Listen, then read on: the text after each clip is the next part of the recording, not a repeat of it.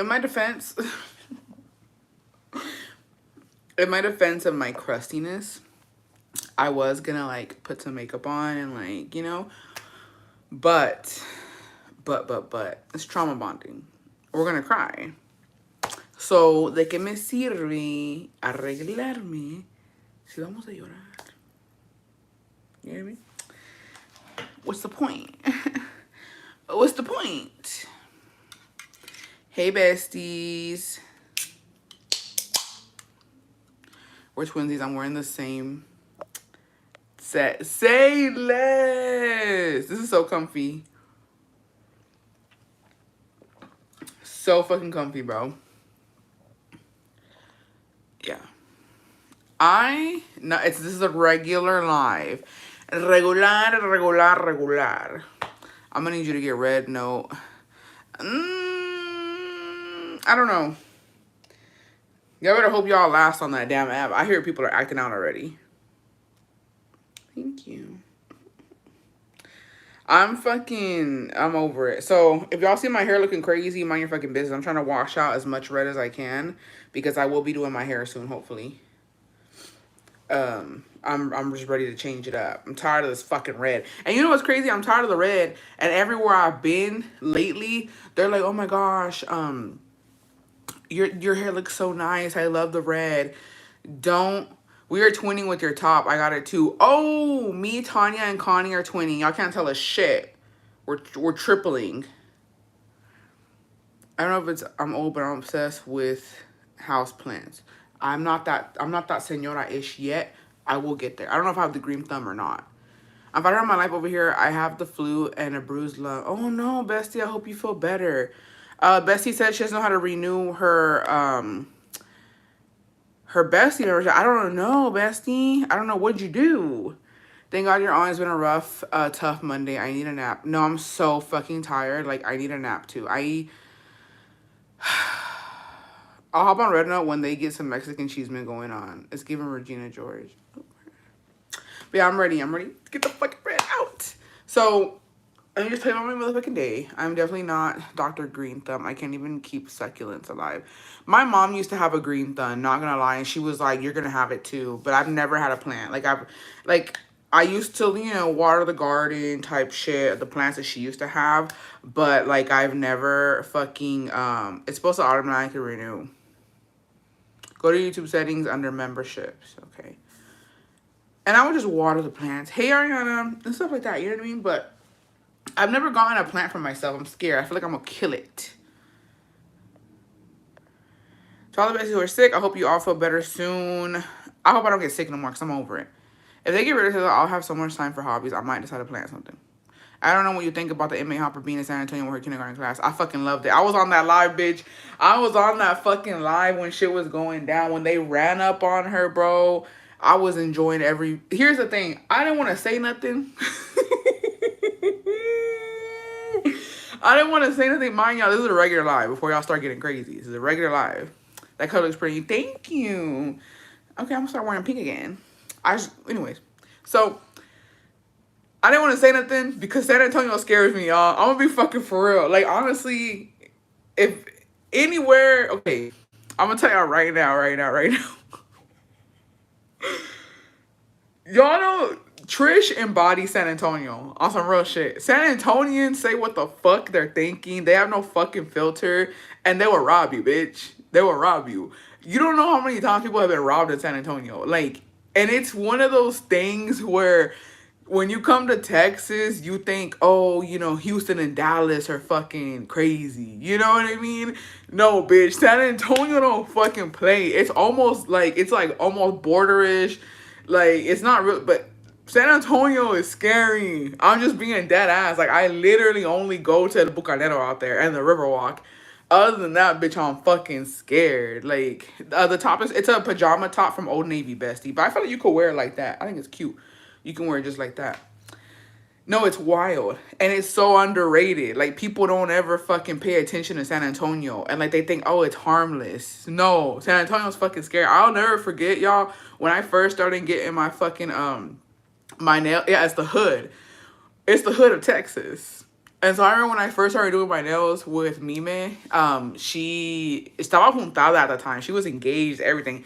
Her daughter was a baby, a little baby. And I remember she was taking classes to like to get better at doing nails. Like she was really good at, I feel like she's always been good at doing nails, but she went to go take a class or something with Valentino. And I remember, bro, she said it was in San Antonio. And I was like, oh girl, be careful. Be careful. This was years ago. I said, girl, be careful. And she was fucking pissed because she has a nice truck, right? And she dead ass fucking said that like the hotel she was staying at, she literally went upstairs to put her luggage up, went back down to her truck. She's gonna go to the class, and they had fucking broken into her truck, bro. Stole some of her sunglasses, broke the window, all in the matter of like maybe 20 minutes. And I was like, oh my fucking god, like San Antonio don't give a fuck. And I'm gonna tell you another thing. A lot of people won't tell y'all this. San Antonio is very dangerous because that's where the drop off is for a lot of people coming with visas. You know what I mean? Allegedly, this is a story. This is fairy tale. This is La La Land. I'm not gonna co-sign this. Allegedly, when somebody that used to live with me back in the Disney got a visa, we had to go to San Antonio to pick this person up, and I was fucking terrified, bitch. And when I got there, bro, like I was fucking scared. I was fucking scared. I was like, this ain't it. This ain't it. It was in the fucking hood. It was by a gas station, and I was fucking terrified. The whole fucking truck was people with fucking, and I was like, I'm scared. I want to go home. And that day, y'all, I gave my best friend my location. I gave my sisters my location. I forgot who else I had given my location to because I was like, bro, y'all need to know where I'm at. I'm going to San Antonio and I'm fucking scared. So I knew it was going to be a problem. I didn't know it was going to be that bad. You know what I mean? I didn't know it was going to be that bad that these bitches were going out there running up on her. But I knew at least somebody was going to fuck with her, bro. I knew somebody was going to fuck with her. So yeah, I feel like at this point, Houston and Dallas probably safer than San Antonio. It is what it is. I went to San Antonio and had to get my windows replaced and was out of sunglasses and cash. I'm sorry. The way they were all ready to jump her, the only thing stopping them. No, and this is the thing that had me fucking dead because that lady who ran up on her with all those cops, bro, represents San Antonio to a motherfucking T. They don't care. They don't care. Why? I'm not gonna act crazy in front of the cops, bro. The cops don't care. They'll lock you up for whatever. She literally got away with running up on her. And I was just like, she didn't even care. Like, oh my gosh. That shit was fucking crazy to me. Because I live 10 minutes away from Oakland and you can't leave your car anywhere because they will break into your car. They saw my debit card information at either a bar or restaurant. Oh no. She gave no fuck. Yeah. The way she was ready to run up on her. And honestly, if those cops weren't in the way, she would have fucked her up. She would have fucked her up. So, hey, welcome to San Antonio, I guess. Yeah. So this is what happened. So Inmate Hopper, apparently she went to this restaurant, right? Her and Trish. We love you, Trish. I wasn't talking shit. I'm gonna throw names out there because Trish wasn't in here. Let me see. Anna, Crystal, and Leslie, and Issa. They was all talking shit on San Antonio. So put those names out there. You can't see the comments, Trish. Have your husband read them. But it was Anna, Leslie, Crystal, and Issa. They was talking shit about San Antonio. I said, don't fuck with San Antonio. Y'all just saw what happened to the Inmate Hopper. Why would y'all talk shit like that? So let them know, bestie. Let them know they was talking shit. I'm just kidding. We were just giving, you know what I mean? We were about to do a recap on what happened to the Inmate Hopper. Just kidding. Why do they keep getting kicked out of everywhere? I think people were calling ahead or people just for... No, not me. I'm from San Antonio. I'm talking shit about Austin. Oh, my bad. It wasn't Issa. My bad. No, I'm just kidding. I'm just talking shit. I was saying to be cautious when you're going into San Antonio. But Trish knows. So... it was her and a bunch. I don't even know who any of those guys are. All I know is that Brie, I guess she's another Gwendolyn. She's a deadbeat mom or something. And, like, she has a straight-up fucking newborn who she doesn't have custody of. I didn't know that. So we got Brie, we got Ash, the Inmate Hopper, And then that one, the backseat bandit, the one who was giving Cabeza in the backseat, she was there with them. And then a bunch of guys. And then D Kane, that little munchkin, that little duende. So and a bunch of other guys. I don't even know their names. I think one was like Ray, GTA, D Kane, something Marco. Backseat girl has 2 kids. One is 2 months. Oh my god, that's fucking crazy. That's actually sad. I don't know. It's a bunch of guys, right? So they went on one of the horse rides there in San Antonio, where it's like a carriage and a horse. They get on there and they go to this fancy restaurant. I don't know what the fancy restaurant was, that they first went to, but they denied service to them. They denied service to them. They didn't want to. They didn't want them in the restaurant. They kicked them out. They said you can't get in.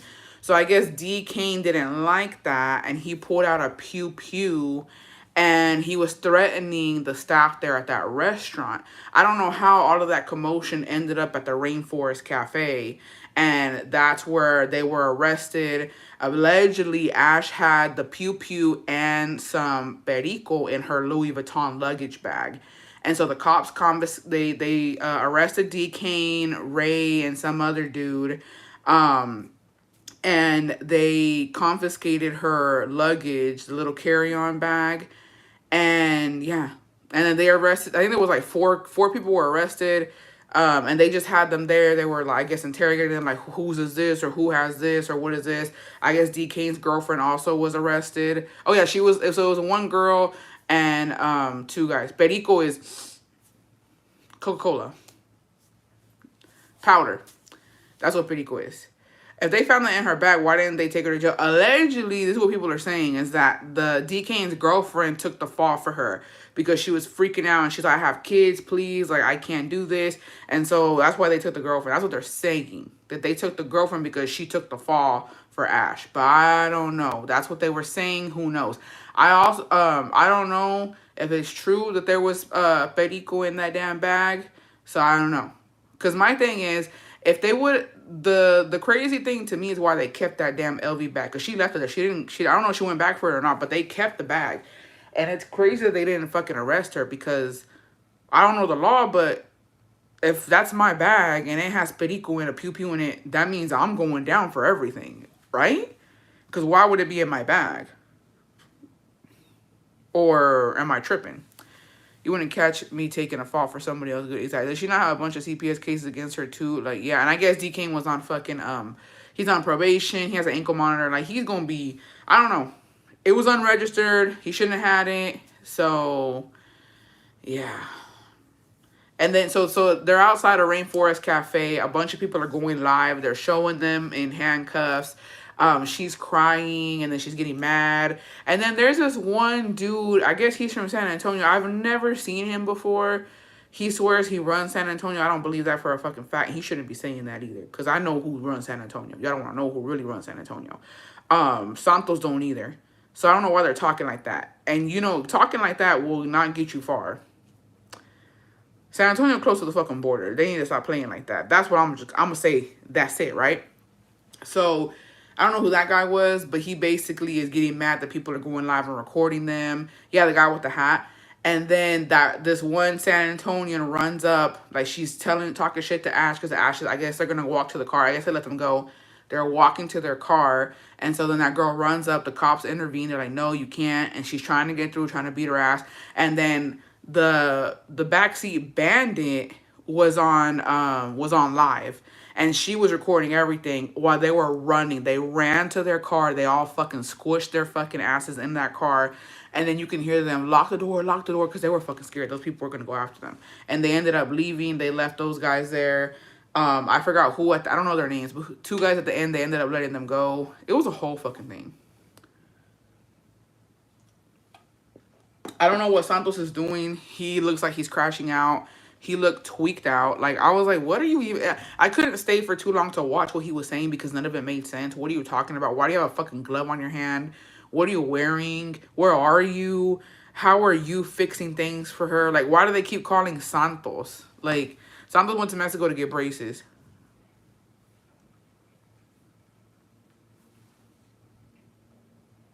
That's crazy. It is cheap in Mexico though. I'm not gonna lie. It is cheap to get. That's what I'm saying. Like it's cheap as hell to get your braces done in Mexico.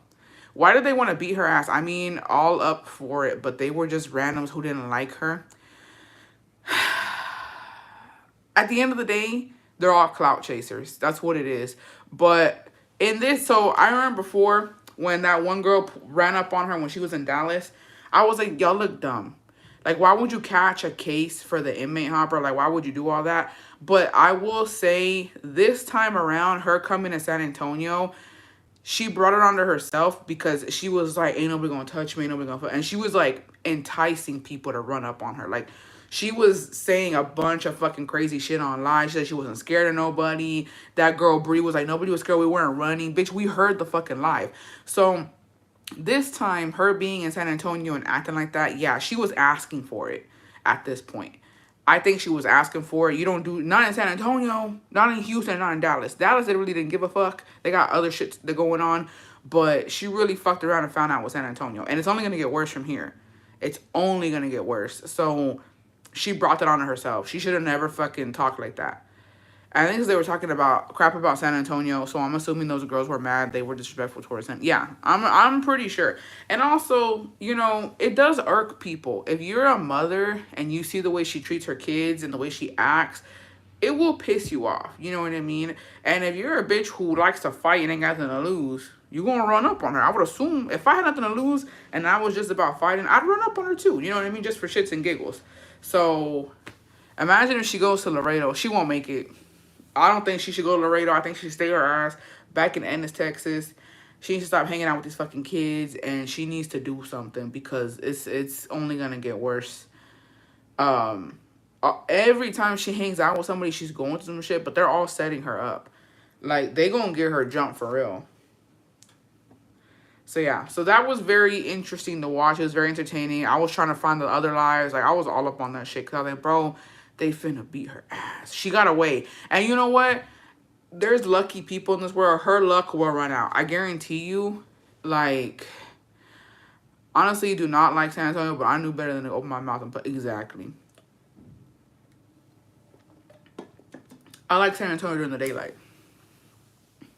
And not even, bitch. In daylight, they'll fuck you up. But I like the Riverwalk. It's very nice. I like the restaurants they have out there. They have that really high restaurant too. Like San Antonio is really nice. It's really beautiful. But don't go over there fucking being crazy because you ain't gonna make it out. You know what I mean? I think I think Ash barely made it out this time. Like por poquito. If like she's lucky that she waited for the cops. Like how do I say? She's lucky the cops were there when she left. If the cops were not there, bitch, I don't know what we'll be talking about right now. Yeah. Somebody else what I'm drinking. I'm drinking a peach guava sparkling waters from HEB. So yeah, it was very entertaining. I did like it. I was like, you know what? Hell yeah. Hell yeah. Did you see the video where she was on live and her daughter had just thrown up and she kept dancing like a pendeja? Yeah. Rumor has it Bree and her were passing around those dudes. They're like, what, 18, 16? I don't even know how old they are. But that's disgusting. They're so nasty. I can't believe. And nobody's, you know what's crazy though? Everybody's talking about that dude getting arrested. Nobody's talking about how she has had the same calzones, dress, and shoes on for 2 fucking days straight. I would fucking never. Babe, if I go somewhere with a friend and you're talking about, oh, I'm gonna wear this tomorrow too. You didn't bring no clothes? Why are you traveling with no clothes? Why didn't you buy yourself an outfit? And if you tell me, bitch, I ain't got it like that, I got you. Let's go to Target. Let's go somewhere. Let's get you some fucking fresh undies. Let's get you a towel. Let's get you, I don't even care if you get some joggers on, bitch. Put something else on. Someone says she looks like the dad from The Corpse Bride. Oh my gosh. Those dress, those rings, those eyelashes are tired. If she's even wearing underwear. And she was at the mall. Like, how you have to buy something to fucking wear? Why are you in the same shit? Like, I just know. I wonder if she fixed her car. I wonder if her kids get bullied at school. Did you talk about Santos tweaking for a little bit, Bessie? I couldn't watch it all. I couldn't watch all of that. I was so like, it was so cringy. I felt like I was gonna throw up. I was like, what are you doing? Why are you acting like that? Like, and then he said he runs San Antonio. I was like, what do you mean? No, you don't. You don't run anything. He's acting like he's the Godfather. I can't. It's so embarrassing. It's so embarrassing. Smelling like 10 cans of sardines. Oh my gosh. Her kids don't go to school. I don't know, y'all. That shit's fucking crazy. I want to understand her gifters and supporters. They weird just like her. A Godfather with braces. He couldn't even talk right. Like, and my thing is, like, he was getting mad. We were like, oh, you're drunk. Or like, I know a tweaker when I fucking see one. It's always in the mouth, bitch. And it's in the eyes never lie, ho. The eyes never motherfucking lie. He a tweaker, and it's fine. One of her daughters is a dropout. That sucks. Pobrecitos. 2K kept telling him, hey, your teeth are caught on your nail. On your lips. When this winding cable just went out. Oh, where? Okay, so today is going to be trauma bonding. Now that we got the whole Inmate Hopper bullshit out of the way. Let me fucking comment the email you guys can send it to. I'll pin it. We're going to trauma bond. And we're going to talk about it. We're going to release it into the universe. And then we're not going to worry about it. We're going to let it go. And we're going to bring in the new year good.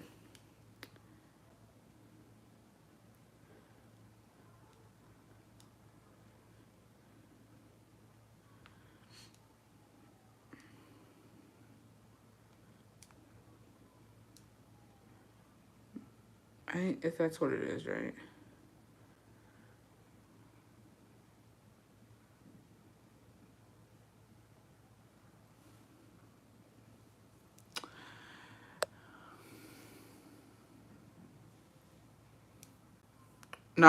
Not your out stories instead of stories. Oh, story, you're right. I was like, I knew something, it didn't look right. No, it deadass didn't look right. It doesn't look right. And I was like, why doesn't... I was just like staring at it. I was like, wait, it doesn't look right. Hold on. Bestie stories. I look at it. It's like, I was like,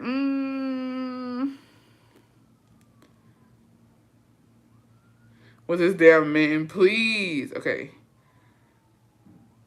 And then let me remove that one. Okay.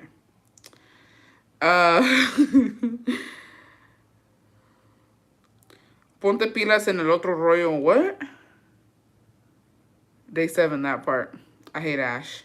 What does that mean? Ponte pilas en el otro rollo. What do you mean? Now that we're pissing out, then work together, girl. Work together to pay your bills. Bye. I don't know. I've never sent a gift on fucking... I've never sent a gift on fucking TikTok. I don't think I have. I've sent a Venmo, but that's it. I've never... Ponte pilas means like get it together. Oh, get it together? Where? Oh, because of the thing. I know. I can't spell. So, yeah. So, if you have any trauma bonding you want to get out so that you can release yourself from any fucking more anxiety, stress, or trauma, send it to the email. We'll talk about it. We'll let it go. I am ready to cry. I know it's going to be a hard one. I'll get started and let's cry together. I'll get this shit fucked. I'll get the ball rolling, bitch. Okay. So, Brenda Reyes, happy 14 months. You're the only one I sent a gift on TikTok. Yeah, I've never liked the creator enough to be, you know, let me send a fucking gift. You know what I mean? Like, let me get in there and send something. Because I really don't, the people that I watch don't really go live. It's mostly like their videos. I have sent gifts to the accounts that feed rotisserie chickens to cats, and also the older Mexican lady that goes on live to make blankets tequilas. Yeah, like those people deserve it. But like I've never sent like a gift to somebody who's battling. You know what I mean? Like I've never gone into a battle and been, oh, let me help this bitch win. The fuck? What are you doing with this money? That like, well, that's not my business. But like, if it was something else, you know what I mean? Like, if it was if I knew they were a good person and they deserved it, hell yeah, I'll send a fucking gift. But not talking about, oh, I'll never forget, bro. I sent a galaxy here and there. Ooh, I think it's the people who get happy for a single small gift. God damn, that's crazy. That's honestly crazy. Um, that threw me off. What was I gonna say? Oh my gosh. I was gonna say something. I recall that. I want to say yes to you, Itzel, Castaña, and Nicolas. Per. People get happy for a single life. I'm fucking done. No, I was gonna say, I don't send shit to nobody. I forgot what I was gonna say something way. I think they're going to struggle when TikTok is banned. No, they are. No, they fucking are. No, they fucking are. I didn't mean to hit a bad way, but like grateful people, not people who expect. Yeah. That's what I'm saying. Like, no, I was thinking of something else. I was thinking of something else, and I read that, and yeah. I only sent you $2 here to send the PJs to supervise her meal. Bestie, please. I'm trying to think if I've no, I've never done it.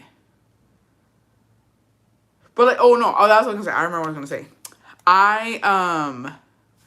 No, okay, so this is what I was gonna say because se me fue. I'll never forget the time that that one couple that the guy wears gloves and he's cooking and he dances with the sombrero and his wife. She has like red hair.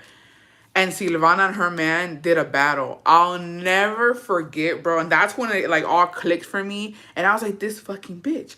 Was when they did a battle and Silvana was like, it's because my supporters are poor. You have rich supporters. Mine are poor. That's why I'm losing. And she was dead ass serious. And I was like, God damn, bitch. Like, I was like, how fucking dare you, bro? And like, she's one of them bitches who's always denied TikTok helping her. Like, she's always said, no, me and my husband have been saving for this land and this house, and we built this ourselves. It wasn't with TikTok. Like, I'll never forget her always denying TikTok. And I'm like, bitch, if TikTok was not fucking paying your bills and it wasn't helping you, then you wouldn't be on there. You wouldn't be on there doing all that extraness on some real shit. Like, you can tell when a bitch really wants to get her coins. You know what I mean? So, all I know. And yeah, but I remember that live, and the people were mad. Like, and I remember there was a screen recording. Somebody had posted it where she was saying that. She got that shit taken down fucking quick. And then I never saw it again. But I remember, I didn't screen record it because what the fuck I'm gonna screen record lives for? But I remember being in that live, and I was like, oh, I was like, that's fucking crazy. And they were pissed. I'd be pissed too, bitch. I'm giving you my last 2 roses so that you can win this weak ass battle. You're gonna call me broke? When the bestie said they paid for the membership and never went back to just being a regular bestie, that's gonna be me, bestie. I can't go back to being a regular bestie. Per Yaya, thank you. I generally hope people like Silvana doesn't blow up in the next platform because the way she gave her back the moment she got money makes me mad, and her calling her followers broke. Exactly. Remember the time you sent her them as a gift and you were gonna keep it cute and humble, and she posted it and you were like, let me explain, bestie. Oh my god, no. I'll never fucking like, I'll never live that down. I know. And you know what's crazy is like, it was a genuine moment too. It was genuine. Well, from my part it was because she was fighting for her fucking life. She had gotten fucking banned on her fucking main account, I think, from going live. And like, so much shit was just going bad for her. And I was like, you know what? Here you go. And I it wasn't like a blackmail, like, I don't even know why I said. I didn't want her to announce. I want her to just, look, no pasó nada aquí, take the fucking money, and that's it. I felt bad. And also, I had made that YouTube video, like, talking shit about her, because she was talking shit about me. And I like, it was a really good video. The video did well. So I was like, you know, I was talking shit about her. Let me send her something because she, you know, for the baby. I don't fucking know. And the way the whole thing backfired was fucking crazy. But I kept them $100. I was like, okay, got the $100 back. I forgot what the fuck I spent it on. Let's see. I'm on my son's account. I'm on his tablet. Okay, per. Bessie, you had me yelling at the damn phone. Bessie, I was giving you shaking babies. No, it was crazy. It was a crazy time. But you know what? I'm done. I'm done. I'm done. I'm done with them people. Thank goodness. No, that lie was wild. And the way I had to come on here and explain to y'all because y'all told me to stop. And I was like, I felt bad. Like, I felt fucking bad. But me and my man were shook. I felt so bad, y'all. And I did it with good intentions. You could tell if you just really wanted to keep it. Ah, gosh. Happy 14 months, day 7. Is the one lady that cooks? Yes, that one. I'm getting flashbacks. Last year was crazy, bitch. Last year was fucking crazy. And then that line was everything top 5 for sure. Yeah, well, I need to go see who the Silvana person is. No, she was, no, but you know, I remember her, like, as soon as I sent it, I saw that, like, she fucking saw it, and then I know that she was gonna think about it. And then I think that Dirt Devil fucking, probably, like, le mandó algo. What's the email to send your traumas? It should be pinned up here, bestie. It's bestiestories1111@gmail.com. I don't know who the fuck told her bitch send that shit back. And she said put it on I remember she told what she say, put on your brother's books or whatever. And I was like, haha. Girl, I know you need this. And I almost sent it again, but y'all told me not to. I was like, you know what? Let me send this shit again. Crazy. I'm dead.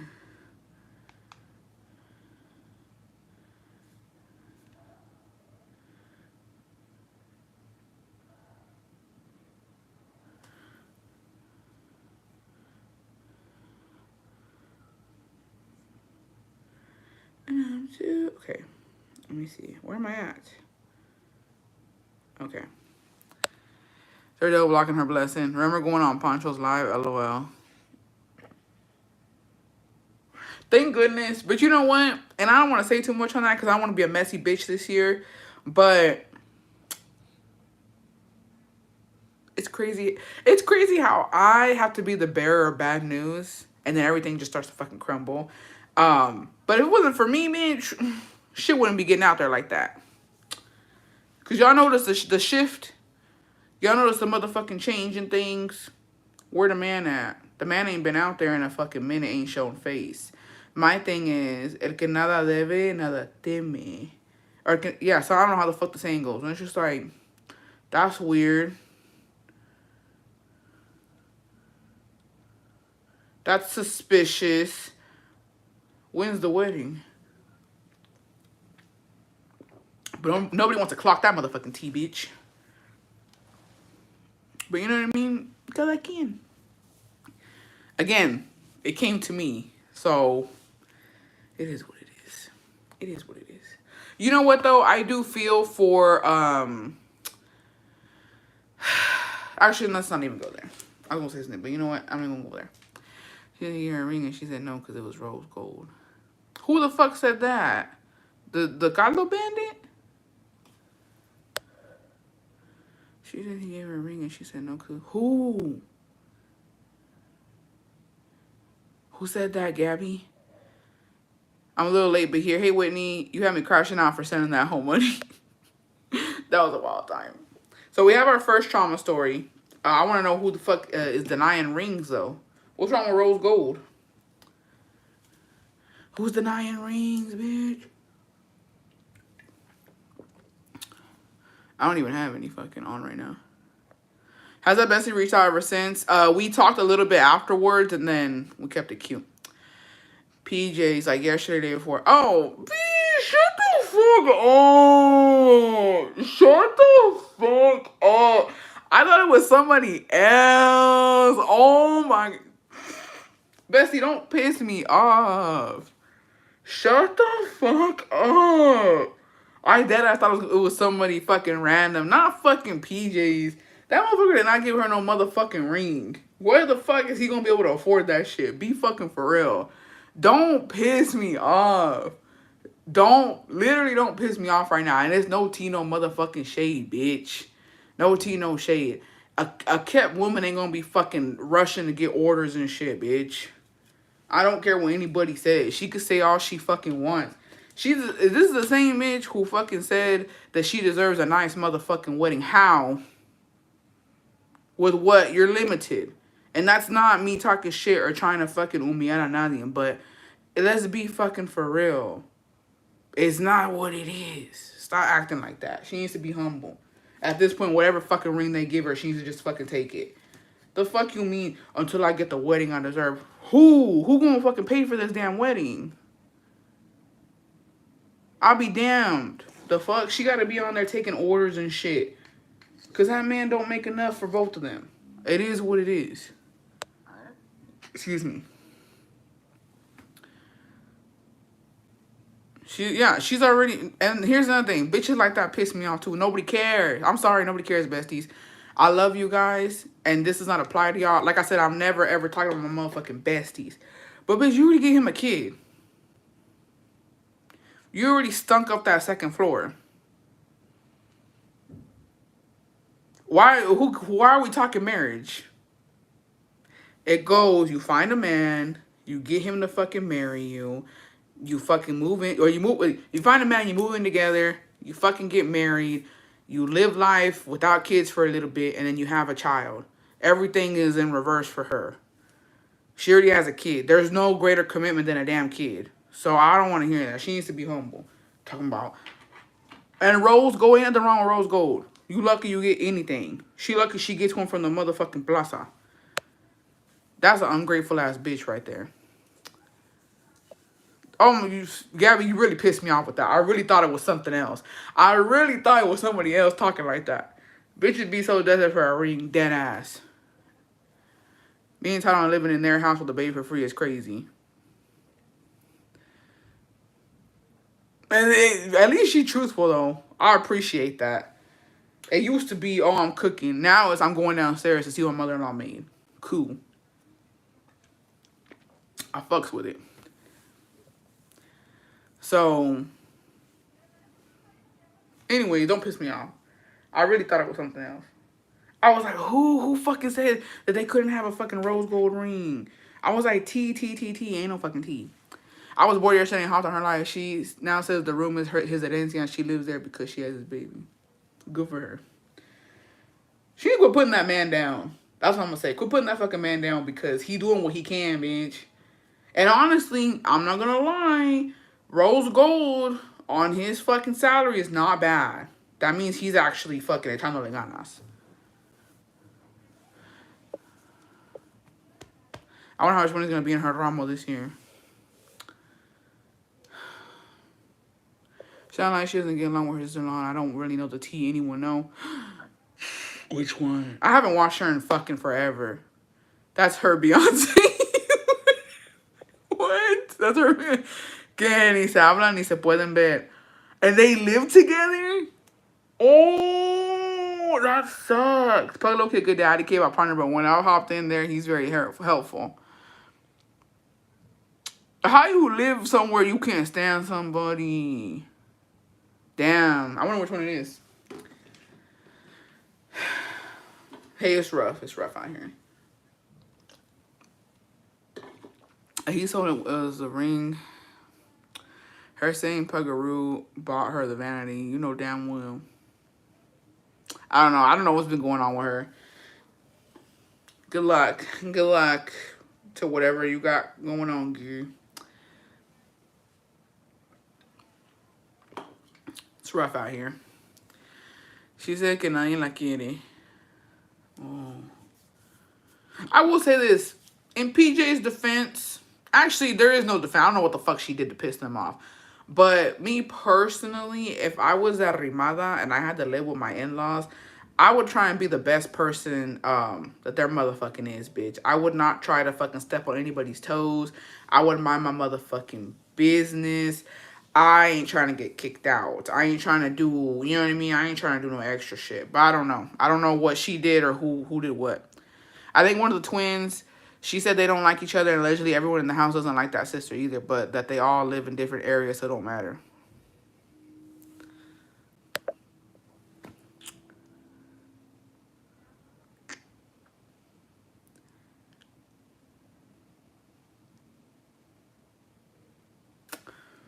I need the floor plans. I need the floor plan to this motherfucking townhome, bitch. To this fucking vecindad. I need the floor plan because I refuse to believe you ain't bumping into that bitch every motherfucking day. I refuse to believe that shit.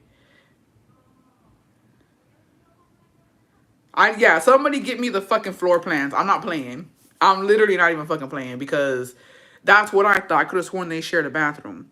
I remember would always be the time she was on pass and you sent her money and she felt forced to buy that guy some food. It's okay, my sister-in-law lives far. She a door and 3 steps away. I don't know why, but when I hop in, I get a feeling that she's not welcome at every meal like she used to be. Yeah, you know what? Something, I don't know. Something, like when she was popping up on my For You page, it was nothing but her washing shitty clothes.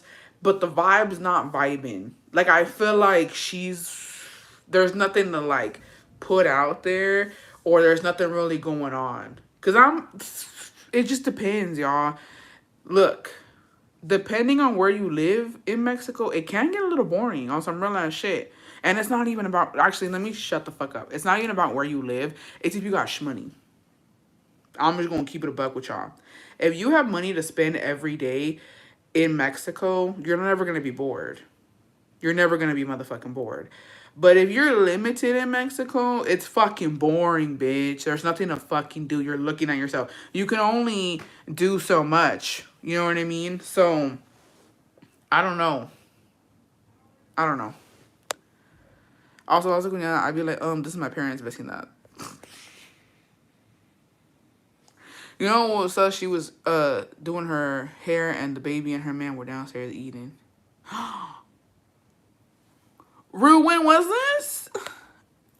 She was treating her hair for like an hour.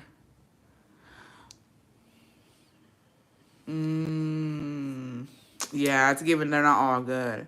I think she's rubbing the gaga on the clothes for content. You could tell me nothing. No, you know what? Selena's, I thought that. I said this is rage baiting.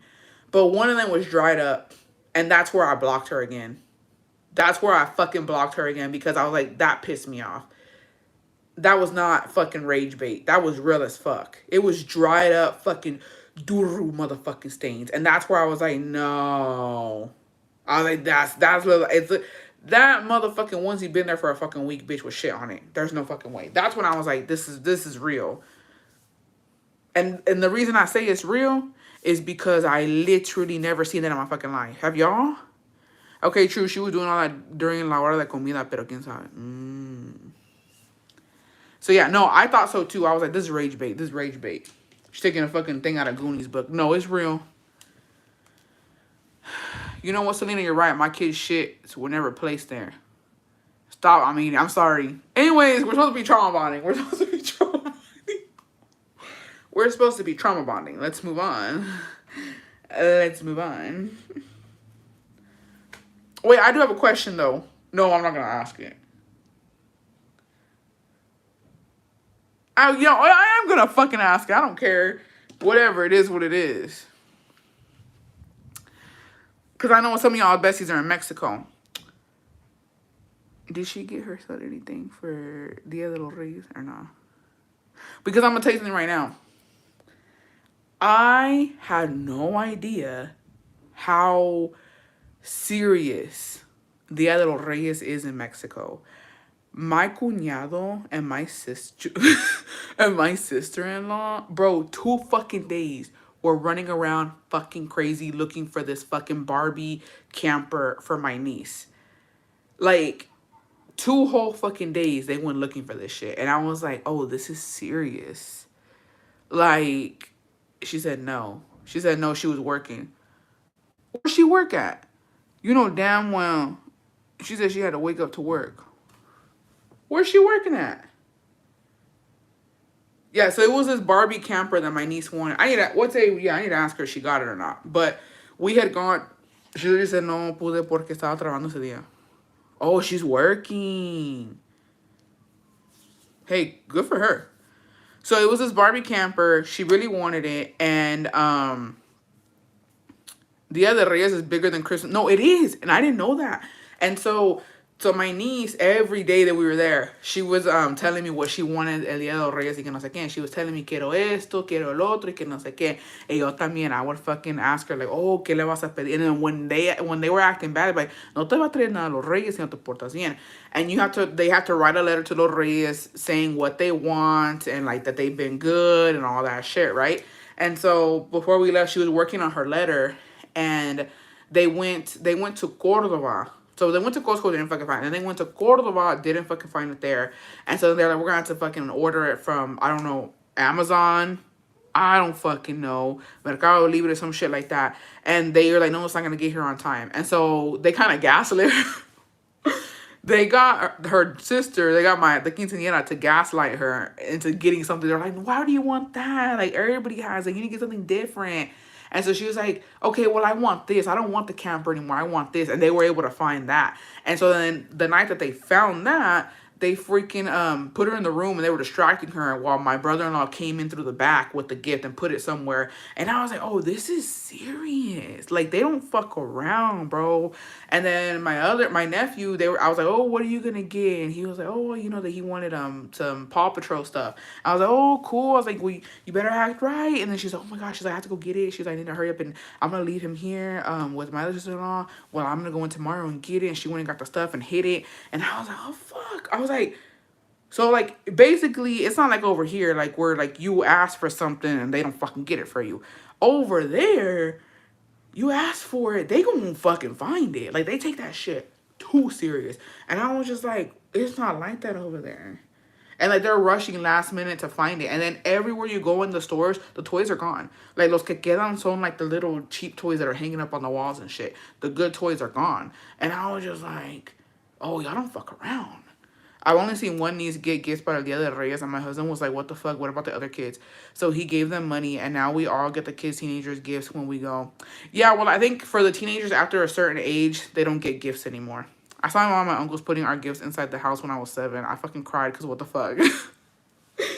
Yeah. Well, I didn't know that.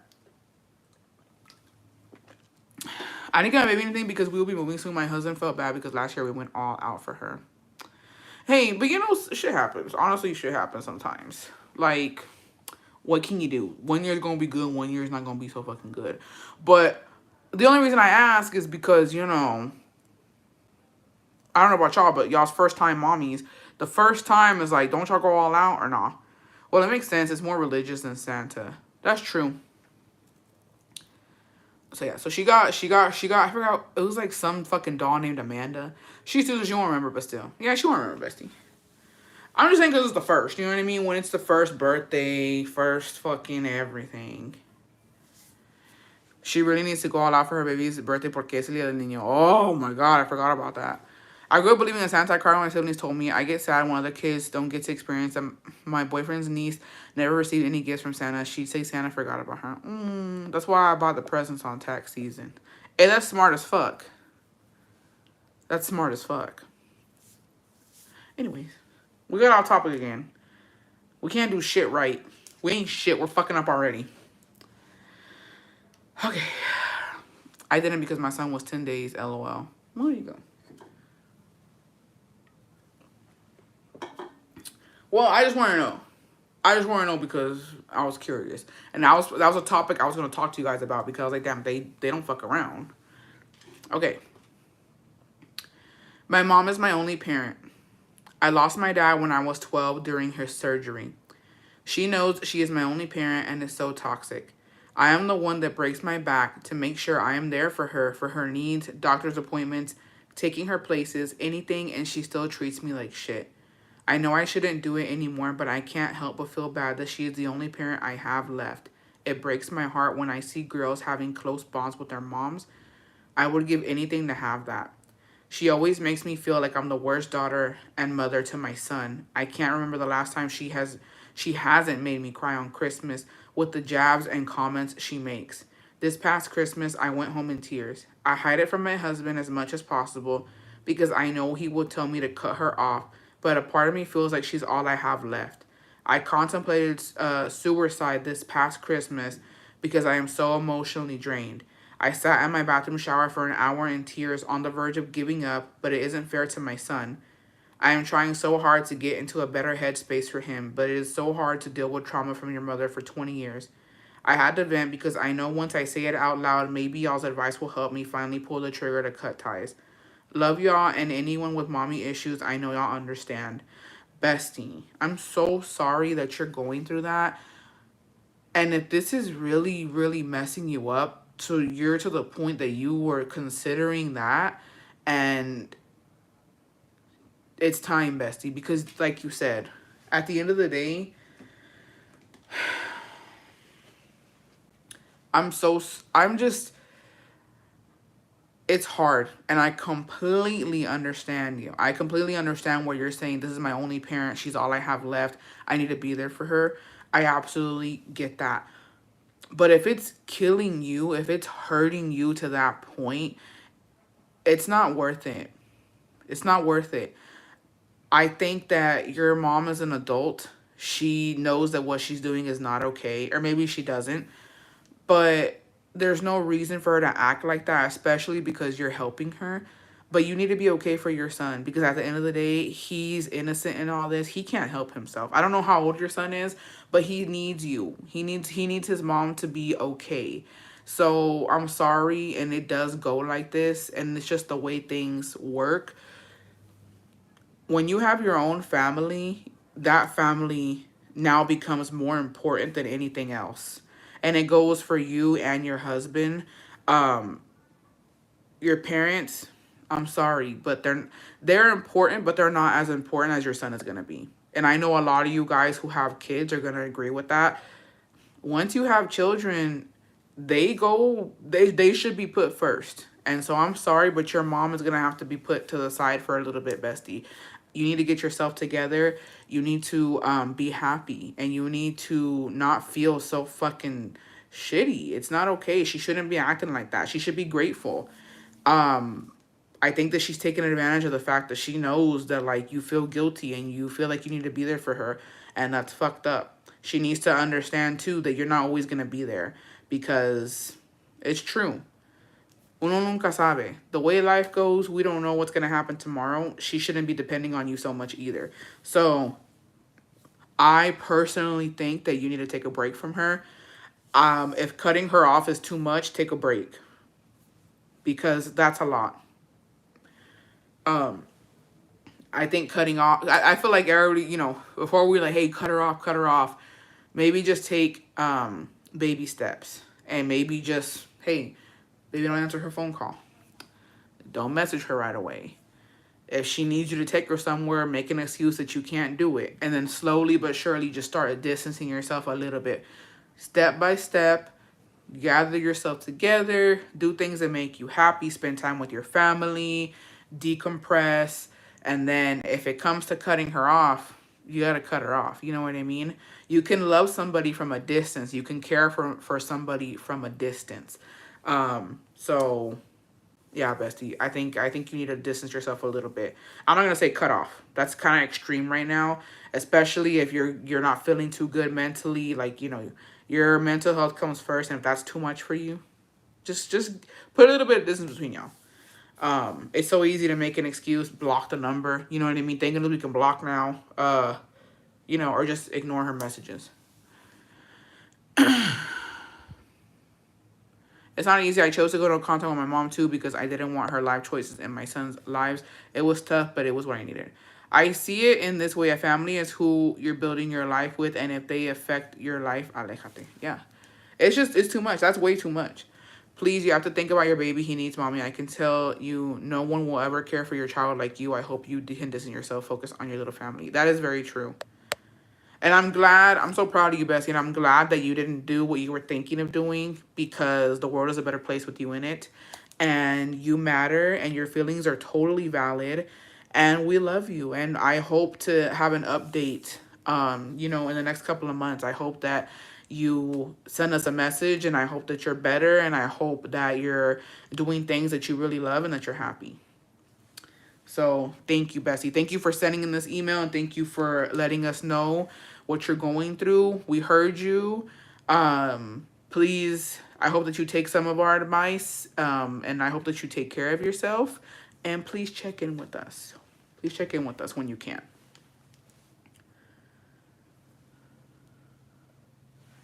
Yeah, hugs. I'm extremely low contact with my parents because I don't want my kids to be around the toxicity and the awful lives they live. It's sad, but sometimes you have to do that. I don't know. I feel like I don't have kids, but I feel like once you have kids, you kind of like second guess things, and maybe something that was normal for you growing up shouldn't be normal for them, and it's all about breaking those generational curses. So I feel like sometimes parents just have to get it, or if they don't get it, oh fucking well. Like the way that we were raised, the way that they treated us, it cannot continue. And I think the worst thing, I don't have kids, right? But I feel like the worst thing, if my mom was still alive, what would have fucking made me crash out is getting advice or them judging your parenting style when, bitch, I came out pretty shitty. Our family is not all that, okay? You did what you could. I understand that, but we're pretty shitty people. So I'm not gonna sit here and take parental advice from you. I'm not gonna allow you to fucking judge the way I'm raising my kids from you. You know what I mean? So I'm not gonna take criticism either.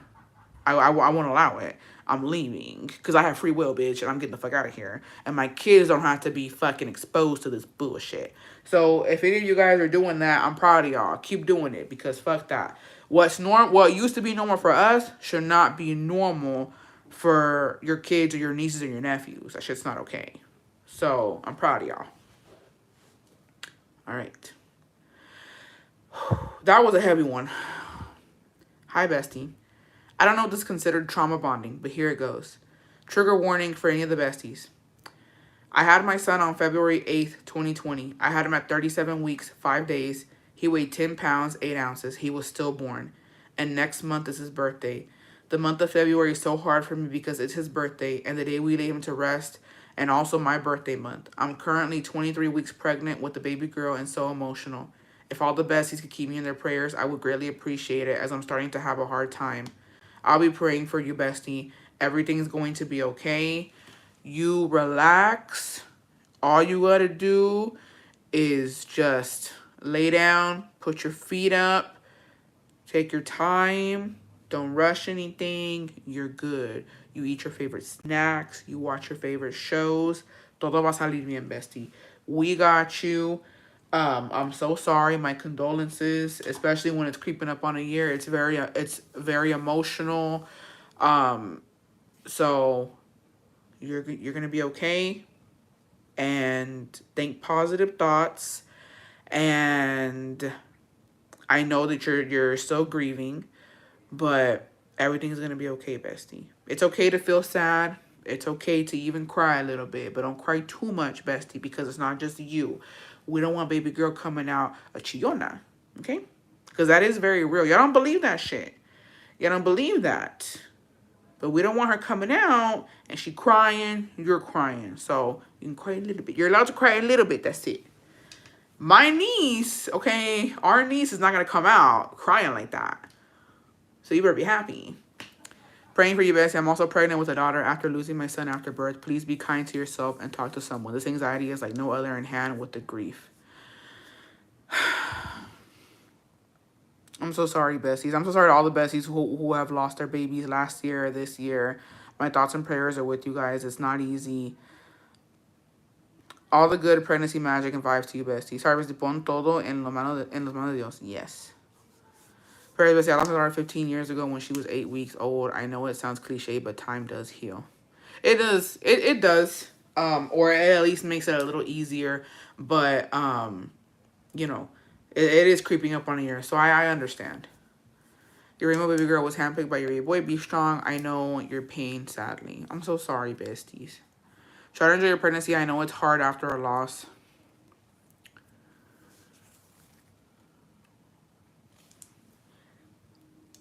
It's too much. It's hard, besties.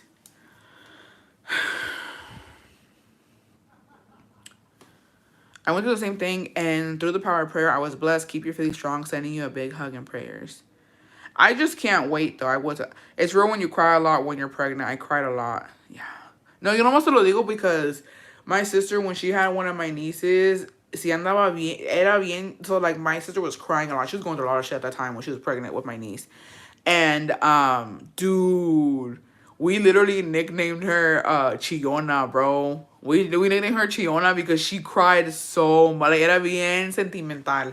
Like any little thing, un regaño, una malaca, lo que sea, she would cry. And we called her Chillona because like that was her nickname for a little bit. But it was because homegirl, her mom was crying. And I was like, don't do that next time. That was a lot. Because, baby, they feel everything. They feel they're eating what you're eating. They're feeling what you're feeling. You know what I mean? So I know that it's so easy, but don't cry. Don't cry. Don't be upset. I know that. You know, sometimes the emotions take over. But try not to, bestie, or you and your baby gonna be crying together. Is that why I cry for everything? Probably. Most likely. Most likely. Okay. Bestie, I am the oldest of 5 daughters. I am also a twin. I am the only one with kids. Yet, I am the one who carries the most responsibility. Myself and another sister drive, but I am always the one who has to take my mom to her appointments because my mom wants me to be the one to take her or she throws a fit. I help them financially even though I don't work. My husband keeps me at home to take care of our daughters. I love my mom, don't get me wrong, but I never do enough for her. My husband fixes anything in their house to save them money. I take my mom grocery shopping. 90% I pay for. I take her to appointments. I buy her whatever she wants. But she always finds something to complain about. I want to move far, but I don't want to abandon them. I don't want my sisters to have that burden either. So I suck it up because I am the oldest. But lately, I've been drained and I'm stuck. And I know their appointments are important because she had cancer twice, which I would think she would be happy to have gotten a third chance beating cancer. But it seems like she just finds anything to complain about. I'm over it, bestie, but I can't leave my daughters, love her, and I can't abandon them. I don't know what to do.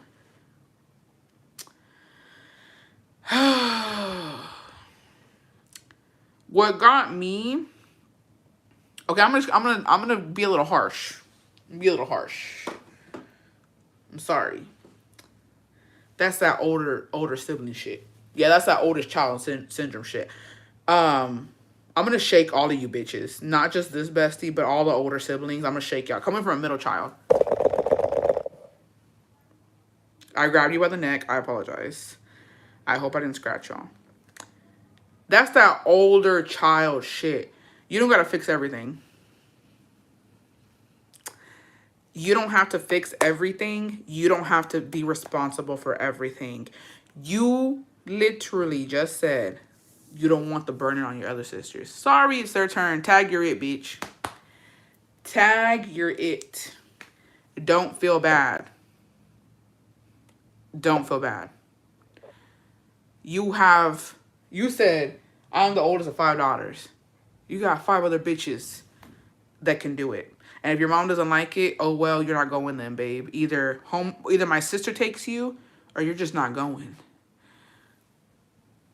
This is such an older child thing to do. This is what y'all do. Where the fuck is my whiteboard at? Hold on. I'm gonna fucking draw this shit out for you. Because I'm a middle child and we're pretty blunt. We're pretty, cutthroat. And we really don't give a damn.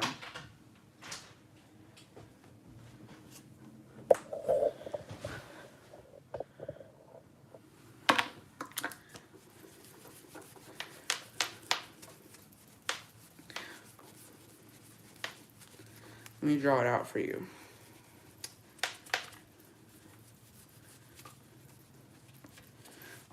I think drawing it out might help. Because y'all not going to get it. Gather your sister. Okay. So we got mom. I don't know if you have a dad. I'm gonna assume that you have a daddy. We got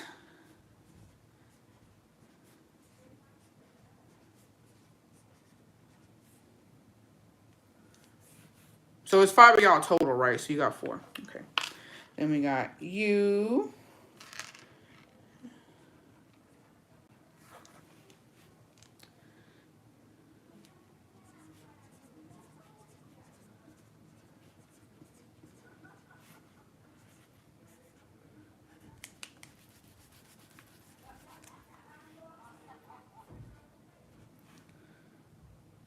Okay. You're not going to get this. This is your parents. This is your mom. This is your dad. These are your 4 sisters. This is your man and your 2 daughters. And then this is you at the bottom. This is shit. This is straight up shit. This is a little bit of fucking dog shit, horse shit, cat shit, human shit, centipede shit, butterfly shit. Any type of motherfucking shit is here in the middle. Okay? And all of this shit right here belongs to all these bitches. Okay? All of this shit is theirs. Okay? This is you. Now, watch how everybody's just living their life. They're standing there unbothered, unburdened, chilling. They're all chilling. Let's give these bitches some fucking ice cream. Because what the fuck do they care about, bitch? They ain't doing shit. What do they give a fuck about? They each got ice cream. That's ice cream. This is you. This is your bag that you're going to carry on your big back. I don't know if you have a big back. I'm sorry. I don't want to make it worse. This is your bag. Okay? All of this shit is going into your bag only. Your bag is getting filled of shit while they're enjoying ice cream and they're just chilling. Okay? What you don't get, okay, who gives a fuck about your bag having shit in it? This man loves you and he works very hard for his money. Okay? Heart. This man loves you. He works hard for his fucking money. These are your babies. They love you. They want to see you happy. You know what you're doing by taking all of this shit and putting it in your bag while these motherfuckers are chilling? Guess what? Now they have a bag too. You weren't expecting that. Your lovely husband and your babies, they have a bag now too. And guess what's in it? Shit. Because they have to take some of this shit too. Because you're taking this shit. You see what I'm doing here? These 2 bags need to go to these bitches. Everybody needs a bag of shit. Okay? Everybody needs a bag of shit. Not just you. It doesn't make sense that you and your family are fucking carrying this motherfucking burden, bitch. Where does this make sense? How? Que frescas. Que chingonas. Que conchudas. You look bad, bestie. You and your family look bad carrying bags of shit. And nobody else is dealing with this. So, put this into perspective. Start giving these bitches bags of shit. Because it's not fair. Your bag's too big. And they shouldn't even have a bag. It's mind-blowing to me that you feel bad for them. They wouldn't think twice. If it was up to them, I promise you, besties, not trying to put you up against your sisters. I don't know them. Much love and respect to them. If it was up to them and they were in your position, they would have handed you their bag of shit a long time ago. They would have handed you that shit a long time ago. No sympathy. You shouldn't feel bad for them. It's a burden that y'all have to all carry equally. Because, I'm sorry, your mom didn't just push you out. She pushed out all of y'all. Okay? So all of this, the shit needs to be distributed equally. So, that's it. Give these bitches their bag of shit. Empty yours out. And call it a fucking day. Y'all should be happy. And you know what's even crazy? Is you saying you're the only one with kids. You're telling me these bitches living kid-free? And they're watching you struggle? Matter of fact, screenshot this fucking shit. And send it to them. And ask them, how can they be good tias knowing that their nieces have tiny bags of shit? Ask them fucking right now. Ask them right now, how can y'all be good aunts? Matter of fact, send this shit to them. How are y'all good aunties? Y'all don't have kids? How are y'all good tias? Enjoying your ice cream with no bag of shit. And your nieces and your brother-in-law have a bag of shit. That's crazy. That's crazy. You ain't shit and you don't deserve to have a motherfucking Tia shirt either. That's crazy. 4 fucking Tias, no bag of shit. 2 nieces with bags of shit. Fucking crazy. That's fucking crazy, bestie. The one who has a man and kids doing everything for the parents is fuck. It should be illegal, bitch. It should be illegal. That's fucking wild. Don't bring this shit into 2025. You start fucking telling them bitches to do something. How are you enjoying this ice cream while your niece is getting attacked? Exactly. With her fucking... What is how they fucking shit with the flies? That's honestly wild, bestie. Give them bags of shit. You gotta look at it like that. I know that probably isn't the best way to fucking explain it. But that's crazy. That's crazy watching your fucking sister struggle. It's not fair. It's not fair. You're taking on financial burden, physical burden, emotional burden. That's crazy. No, they need to start putting in work too. Don't feel bad for them. Don't feel bad for them.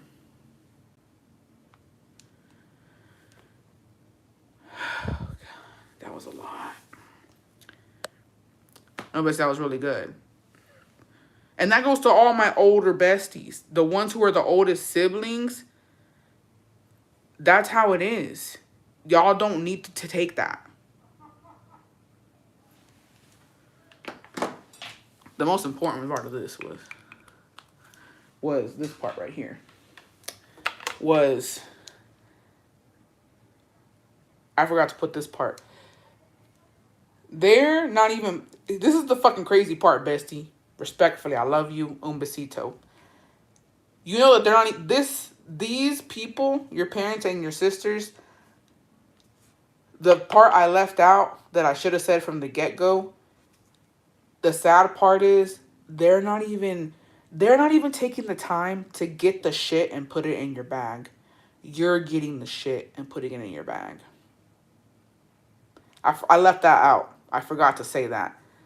They're too busy eating their ice creams. They're too busy standing watching these bitches eat ice creams. That the shit, not only is it in your bag, you're putting it in your bag.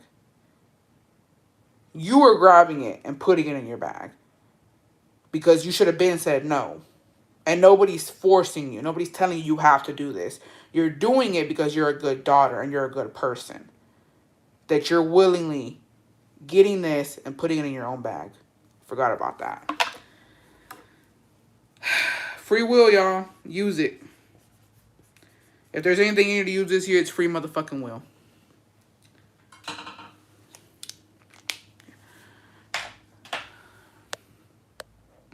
Also, how many times when a family gets in a fight, like the middle child or the younger child always throws in the older child's face? Ain't nobody asked you to do that. That's exact. No, and that's me. That's why I said she's putting it in her own bag. Because as a middle child, anytime a mí me han reclamado algo, because me realistically, and it's always the younger one, not even really the middle one. Sometimes. As a middle child, the younger ones are the ones who always say, I didn't ask you to do that. I didn't say that you needed to do that. You did it because you fucking wanted to. And then it's like, and that, my older sisters got told too many motherfucking times by my younger brothers. So, I didn't ask you. You had to do that. You had to be there. No, I motherfucking didn't. Not me, but my other sisters. Excuse me. When my mom had my twin brothers, she fucking got postpartum bad. She was fucking going psychotic on us. And it was too much for her. It was her first time actually having twins. Like, my brother, my little sister, his twin did not survive. My twin didn't survive. So this is her first time actually having twins. And my older sister helped her raise one of the twins. Like, she was basically the mom. Like, she was making sure that he was eating. She was cleaning him, changing him, bathing him.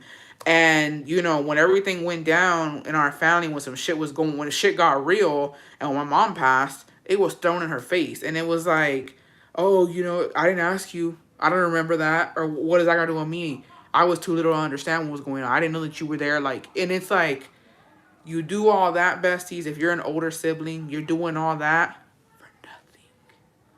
For nothing. I'm the young, but always took the big sister role.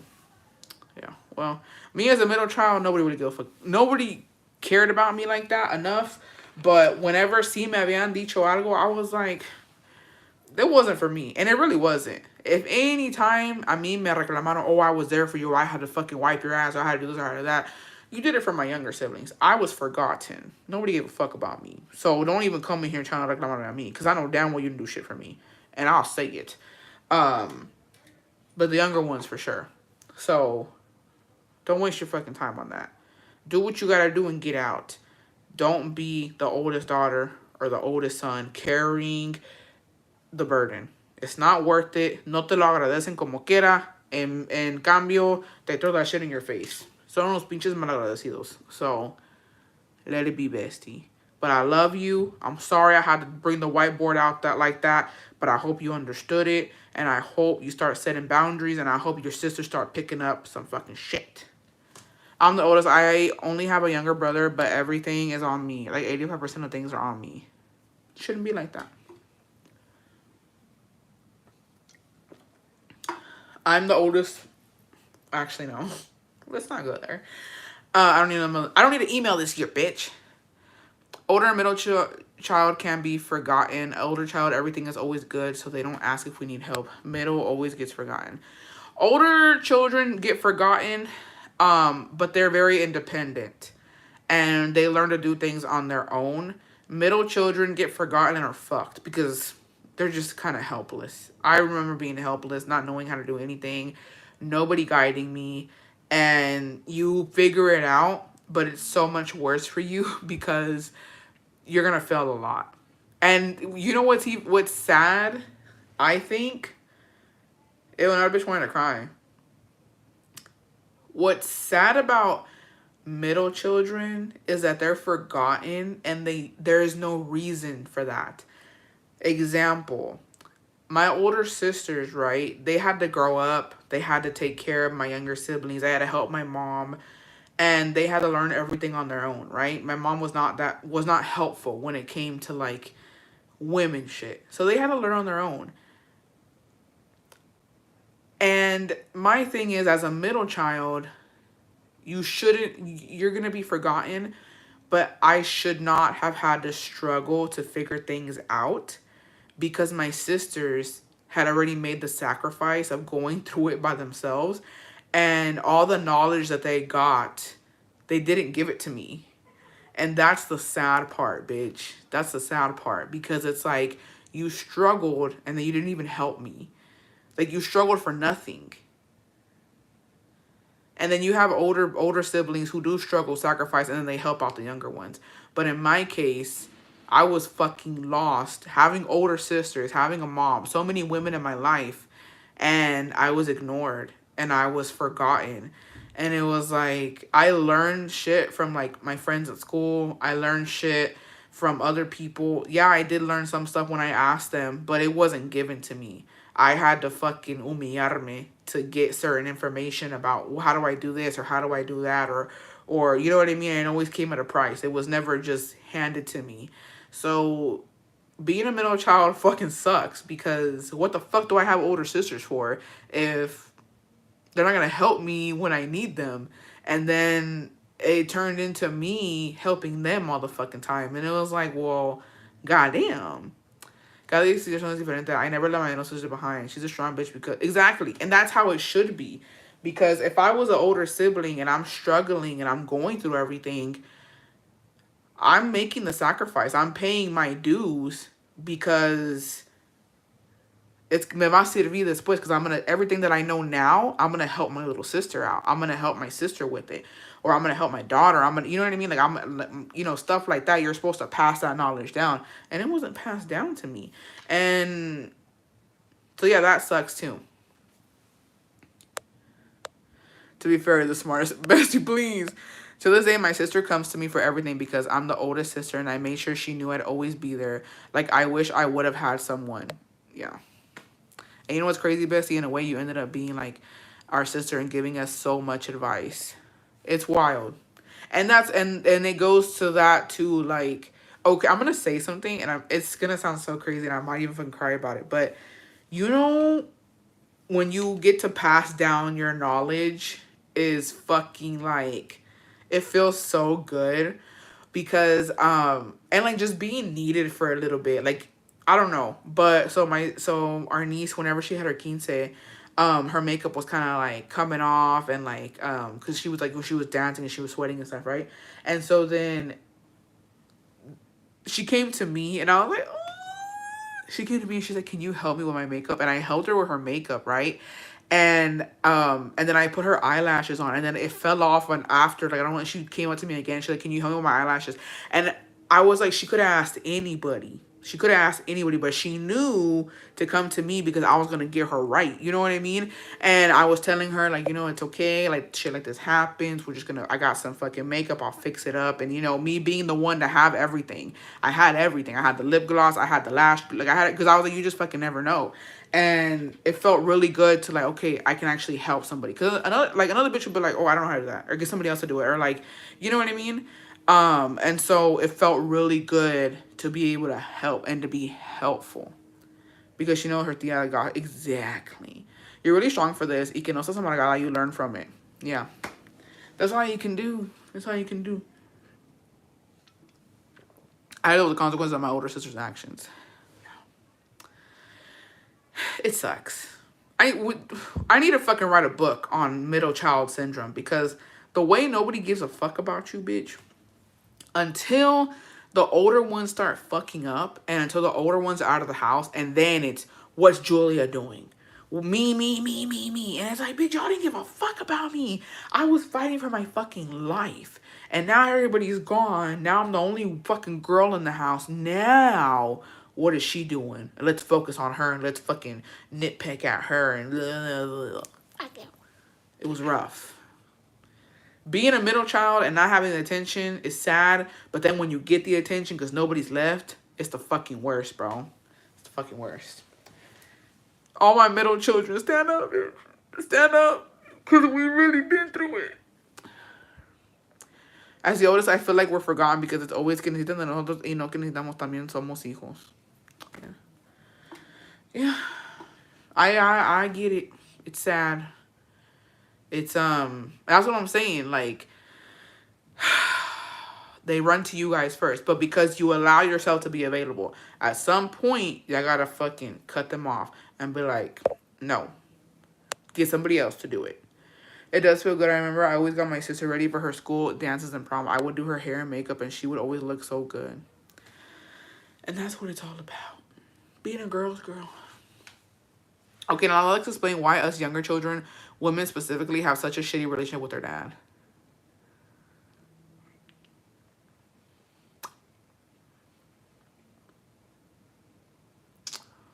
Who won't tell her? Just kidding. Me personally, I think there's two ways, y'all. Being the younger daughter, the youngest daughter, I think can go two ways. Either you're spoiled and you get everything you want and you're daddy's girl and everybody loves you and everybody spoils you, your brother spoils you, your dad spoils you, and nunca te dicen que no.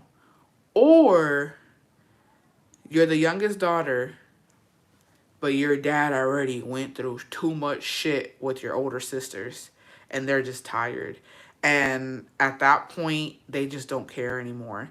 And at that point, they try too hard to fix it or do better. Like, I feel like either they spoil the youngest sister or they try to do better in their parenting with the younger sister and they just fuck it up completely. So I think that has a lot to do with it. I think they're just, they did too much. They don't have anything left in them from your older sisters or your older siblings, that when it comes to you, there's nothing left to give. And then it gets shitty, and then they expect so much out of you, and they don't want you to turn up like your sisters, or they don't want you to do this, and then it becomes nitpicking, it becomes being in your business, it becomes low-key just hatred or even envy. You know what I mean? Then your siblings, you know what I mean? It's a whole thing. So being the younger sibling, it can go one or two ways, good or bad. You know what? Besides, it hurts to admit that at one point, at my grown age of 26, I felt jealous of my niece because I saw how much love my dad showers her with. And I was like, damn, where was that energy with me? I have felt that as well, bestie. Deadass, I have felt that as well. And I was like, oh, that's what it looks like. Cool. Never got that. Emily C, happy 1 year, bestie. I'm the youngest of four, and I got all the consequences of the fuck ups of my older siblings and what my siblings got away with. I could never. I feel like growing up, I had so much resentment towards my little sister porque era la luz de mi papá, and I didn't understand that that was my dad causing issues, but instead I saw it as her getting love. Yeah. And it fucks up everything. The way, and there's this podcast I was watching. It was like an interview. And, excuse me, it fucking made me cry, bitch. Because it was this guy and he was, I forgot, they were talking about families. And they were talking about the dynamic, the father's role, the siblings' role, the mother's role. And he was, he asked the guy, he was like, he said, I'm going to ask you a question. He's like, what? He's like, did you and your brother grow up with the same parents? And he was like, yeah, I did. And then the guy was like, no, you didn't. He said, you didn't grow up with the same parents. He was like, your brother came in at a time where your parents were either in love, happy, or there was something going on with them and they hated each other. He's like, you don't know. He's like, you did not grow up with the same parents. The way your parents treated you is never going to be the same way that they treated your brother. You guys came in at two different points of their life, and it was never going to be the same. He was like, maybe somewhere in between there was a point where you both got a little bit of them being the same with both of y'all. He's like, but it was never, ever going to be the same.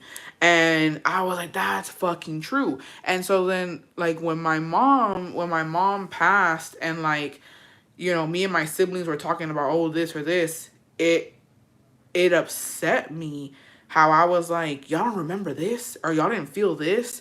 And they didn't see it that way because she didn't treat them the way that she treated me. She didn't treat the girls the way she treated the boys. And even between the boys, some of them were favorited than others. And that's why I was like, I stopped getting mad. Because I used to get mad, y'all. I used to really get triggered when I would hear my sisters, what they went through, what my brothers went through. And it never fucking, the math never mathed. It never went together for us. And then when I saw that interview and I was like, that's fucking real as fuck. It's true. We didn't have the same dad. We didn't have the same mom. We all came in at different fucking points in their lives. You know, financial troubles, marital problems, the economy, whatever the fuck was going on in their life at the second.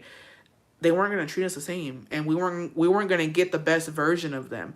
And I was like, fuck. And it made me fucking bawl. And that's when I realized, you know what? After that, when I heard my brothers telling me their stories with my mom, I just listened. And I just, you know what I mean? I was like, that's crazy. I'm sorry you went through that. Or, you know what I mean? That sounds really nice. Like, that sounds like a good memory for you guys. And I had to fucking put myself in there like, you know what? That's their experience. I can't get mad at that. I can't change that because in their world where I wasn't there, that's how she treated them. And that's how they saw her. And for me, it was different. I just had to accept that. And I had to just live with that, you know what I mean? We didn't have the same mom. I don't have older sisters. I just have older brothers. But I think it would hurt me so much more if I saw my dad treat my sister better if I had one. Yeah. I am resentful in some ways, but thankful my parents, especially with my dad, tries for relationship with all their grandkids and my youngest sister. So true. Me and the second sister got the loving parents, and my two younger sisters got the fights and divorce. Yeah. It is some real shit. It's some real shit, y'all. It's real. It's real as fuck. And until you start seeing things, it's all about perspective. Until you start seeing things in a different way, it's like, okay, you know what? That makes perfect sense. And that's why I'm so mad. And that's why our notes aren't being compared right. The math ain't fucking mathing because I can really get you. And unless you start growing and understanding, you get it. But when you are stuck in those traumas, you will never get it. No, thank God I saw that. Thank God I saw that. And like, I don't know what made me fucking stop and listen to it. It was on TikTok. I ended up going and seeing it on YouTube because I was like I was drawn to it. And I was like, yup. The math is mathing. The math is mathing. All right. This life got so sad and real. Do you happen to have that podcast? I don't, but I'll look for it, bestie. I'll look for it on TikTok before it gets banned, and I'll post a link. Hey, bestie. As of this new year, I haven't talked to my dad in about 5 years. I miss him dearly, and there's times I really want to reach out, but I'm constantly mentally remembering myself how disrespectful he is towards me and just everyone in general. He acts like he's better than everyone and always criticizing everyone else as if his shit doesn't stink. He keeps in touch with my mom because of my younger sisters and is always talking about how me estoy escondiendo de él, which is not the case.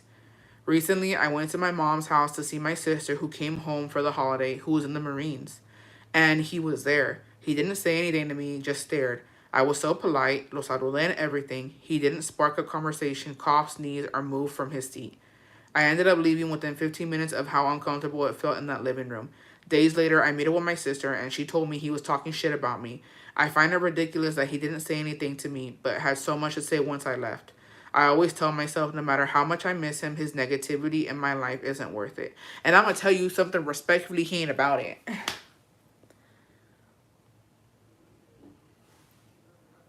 He ain't about it. Sorry, but, and I've always been like this. One thing about my dad, because we've gone toe to toe. Right now we're good. But when I was younger, bitch, we went toe to motherfucking toe. And my dad never fucking held his tongue around me. He told me exactly what he felt, and I would fucking answer him. We would fucking, it was two bulls, bitch. We're both tauros, two bulls fucking butting heads. We never gave a fuck. But I'm gonna tell you something right now. He's scared of you. He's scared of you, bestie. And I don't know about you, but that made me feel fucking good. Yeah, be scared. Be very afraid. He's scared. Because if he was about it, you're his daughter at the end of the day. You know what I mean? If he was about it, he would have told you right there and then how he was feeling. He said, no, I'm gonna wait for her to leave. I'm waiting for her to leave. So you already got one on him. And if I was you, I was gonna say, yeah, because he's scared.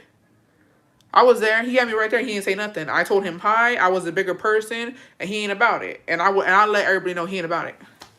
Guarantee he'll call you. Because why you acting like that? We're here. We're celebrating our family member coming home for the holiday, and you want to act like that? And you're going to wait for me to leave? You ain't about it. He's not about it. So you're better than him. You're more mature than him, obviously. And just let it be known.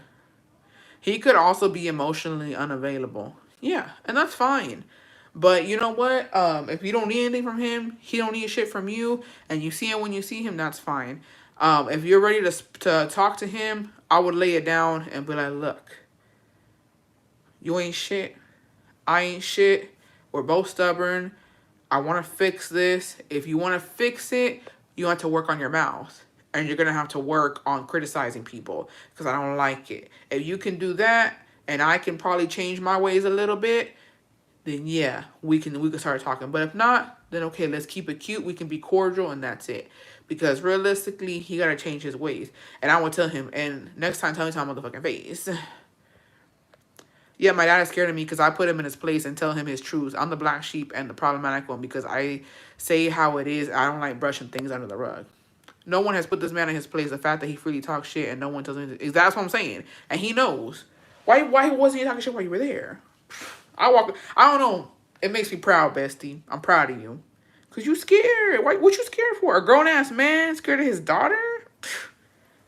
The fuck, bitch? Why are you scared of me? But yeah, if you really want to have that conversation, you gotta let him know. He needs to chill out. Okay. Hello, bestie. I hope everything is well. I just needed to let this out. Hopefully a bestie can understand. I'm frustrated at everything in life and with my marriage. I can't express how many emotions I feel with me, my heart, and my mind. I can't even type without crying. That's how bad, and I feel like it's worsened.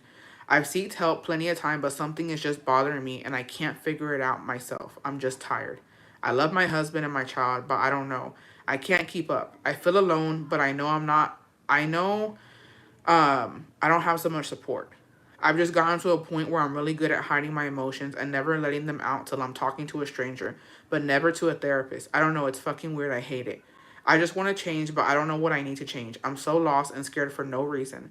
I also want to have another baby with my husband, but I think about it every day if my husband would be better or change some of his ways, and it makes me not want to have another one, even if he really wants to. But I will go through to see if he does. But I will go through it to see if he does do what he says he will do. I'm sorry, Bestie. I just need to let it out. I'm lost and I feel like I'm all over the place. Love you all. Thank you for giving us your time, Bestie. Bestie, what's going on? What's going on? Talk to me. What's happening? Are you struggling with motherhood? Or is keeping up with the house and your kid and your husband, is that what's troubling you, or what? And I don't know, right? This is not my business. I'm not your body, your choice, Bestie. But if you're feeling overwhelmed and you don't know what to do right now, I don't think that that's the best thing to do. I think that you should get to a better place within your life, within your marriage, within your house before doing that. Because I don't know that that will fix everything. I think you have a lot going on right now, Bestie. I don't know the details because you didn't give too much, and that's fine. I respect your privacy. Um, but what's going on? Like, what are you feeling? What is what's upsetting you? You know what I mean? Like, if it's your day-to-day task, if it's just your routine, if it's the housework, if it's, you know, bills, I don't know. What's going on? So that we can help you. I don't know what it is, but sometimes it's okay to take a breather. Honestly, Bestie, don't sweat like what you can't fucking control right now. I don't know if it's I don't know what's going on, right? If it's anything financial, you're gonna get through it. There's ways, there's things that you, or there's resources to help you out with that, right? If it's anything regarding your home, if you're with your child all day, you weren't able to clean up, the dishes are in the sink, there's laundry on the floor, it's okay. Nobody's gonna judge you. Nobody's gonna come in there and talk shit to you. It's okay. Take it one day at a time. You don't have to do everything all at once. You can do your laundry one day. You can do the dishes tomorrow. If you didn't cook today, that's fine. Okay? You'll figure out something, right? If the house is a mess, it's fine. You can clean it up little by little. If you're not feeling good, go take a shower, Bestie. You know what I mean? Take some time for yourself, decompress, breathe, talk to somebody. If it's problems within your marriage, try and talk it out with your husband. Get advice from any friends, any family members that you trust. But just take it slow, take your time, and just really, you know what I mean? Just decompress a little bit. Don't do anything rash, Bestie. Just chill.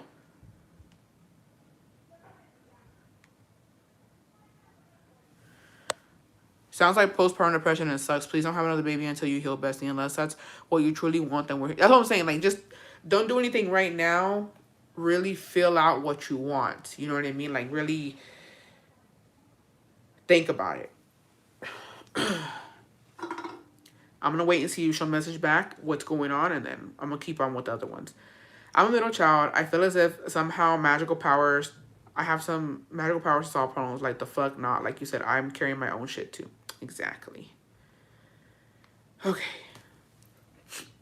I'm 35 years old, Bestie, and in 2021, I went into a deep depression and anxiety, and I knew I needed help. It got so bad I became agoraphobic. That's when I knew I needed help. I don't know what agoraphobic is, Bessie. I'm going to have to look it up. Every day I would ask God to take me because I wanted to die and didn't want to do it myself. A lot of things have happened in my life. I could probably write a book about it. I grew up with an alcoholic father, and my mother was a good mother, but also a sexist, as my dad, even though she doesn't admit it. I have a good husband and a good daughter. My husband is a good father, and unfortunately for me, that triggered me.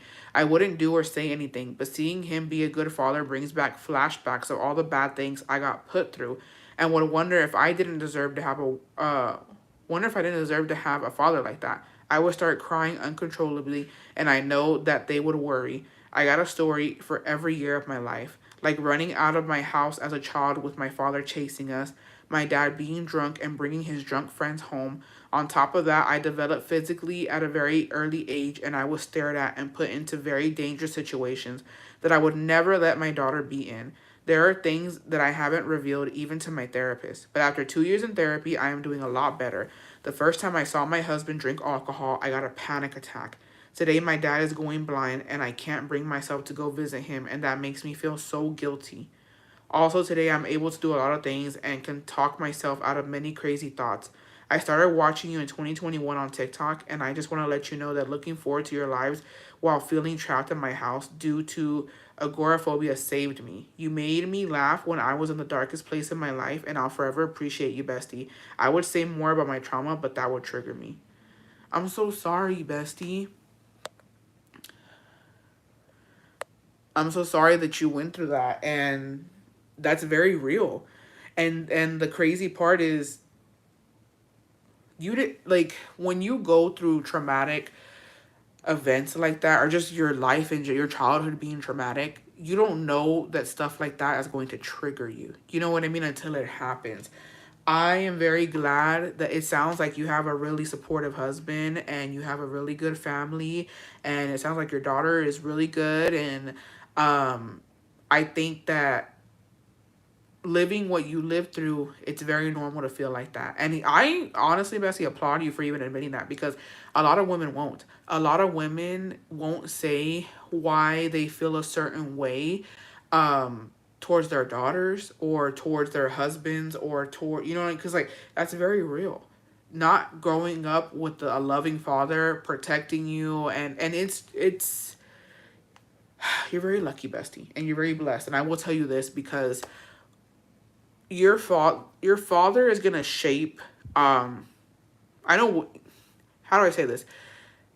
The way your father treats you is it goes with you far. It shapes. How do I say this? It shapes you into the woman that you're gonna be and the man that you're gonna look for. And it sucks. It sucks. If your dad was an alcoholic, you got two ways to go. You either get you a man that doesn't drink, or you end up falling for an alcoholic. If your dad was this way, you know what I mean? It all goes into the man that you're going to end up with, and it's very fucking scary. And so if your father's your first heartbreak, you're fucked. You know what I mean? And so I feel like you're very blessed, Bessie. And I'm glad that you have that. And I'm glad that I was able to make you laugh. And I'm sorry. I'm so sorry that you went through that. And I'm sorry that your dad is going through that and you don't know how to be there for him. I don't know how I would be there for my dad if he was like that and then something's happening to him. It's very hard. And, you know, I hope that he understands that it's not your fault. Anxiety disorder. Okay. I hope he understands that it's not your fault. And I hope he understands that if you don't go, you don't go. He needs to just deal with it.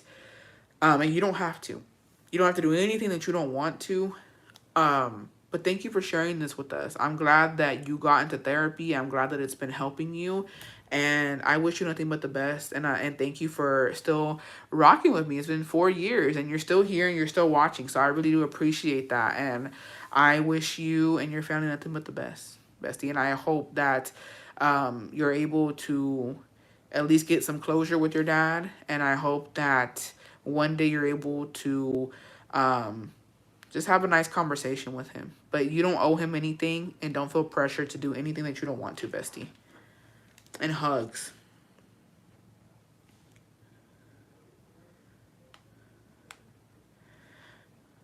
Oh, sorry, this is the same one. I also wanted to add that I'm the second of four siblings, and I basically was a servant and babysitter. As a girl, I didn't have the privileges that my brothers had, but I still got charged more for rent because they were helping out my brother because he had a car payment. That's never fun.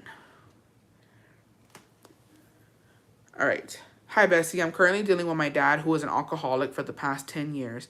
We keep showing up for him because we don't want him to fall, but it's getting to the point I think we're enabling him, and it's taking a toll on me mentally because I keep thinking about the what if. I paid bills, I bought multiple phones, I paid hotels, etc., just not to see him on the streets. But I'm exhausted. I'm tired of raising my parent But like I mentioned, I'm so scared getting the news that something happened to him. That's why I keep showing up for him. But when he's under the influence, he disrespects me and other family members. And little by little, he's breaking me inside. I started therapy due to this. I have spoken to him multiple times about doing rehab, but he acts like he doesn't have a problem. Wondering if any other besties have dealt with this before. I haven't personally dealt with it, bestie, but I will tell you this. He needs to hit rock bottom. A lot of addicts have to. It is what it is. Whatever their vice is, he's not gonna get it. He doesn't think he has a problem until he's in some shit. That's just what it is. And he knows that you're gonna be there for him no matter what, and he knows that he's gonna have a hot meal and somewhere nice, clean, and warm to fucking stay.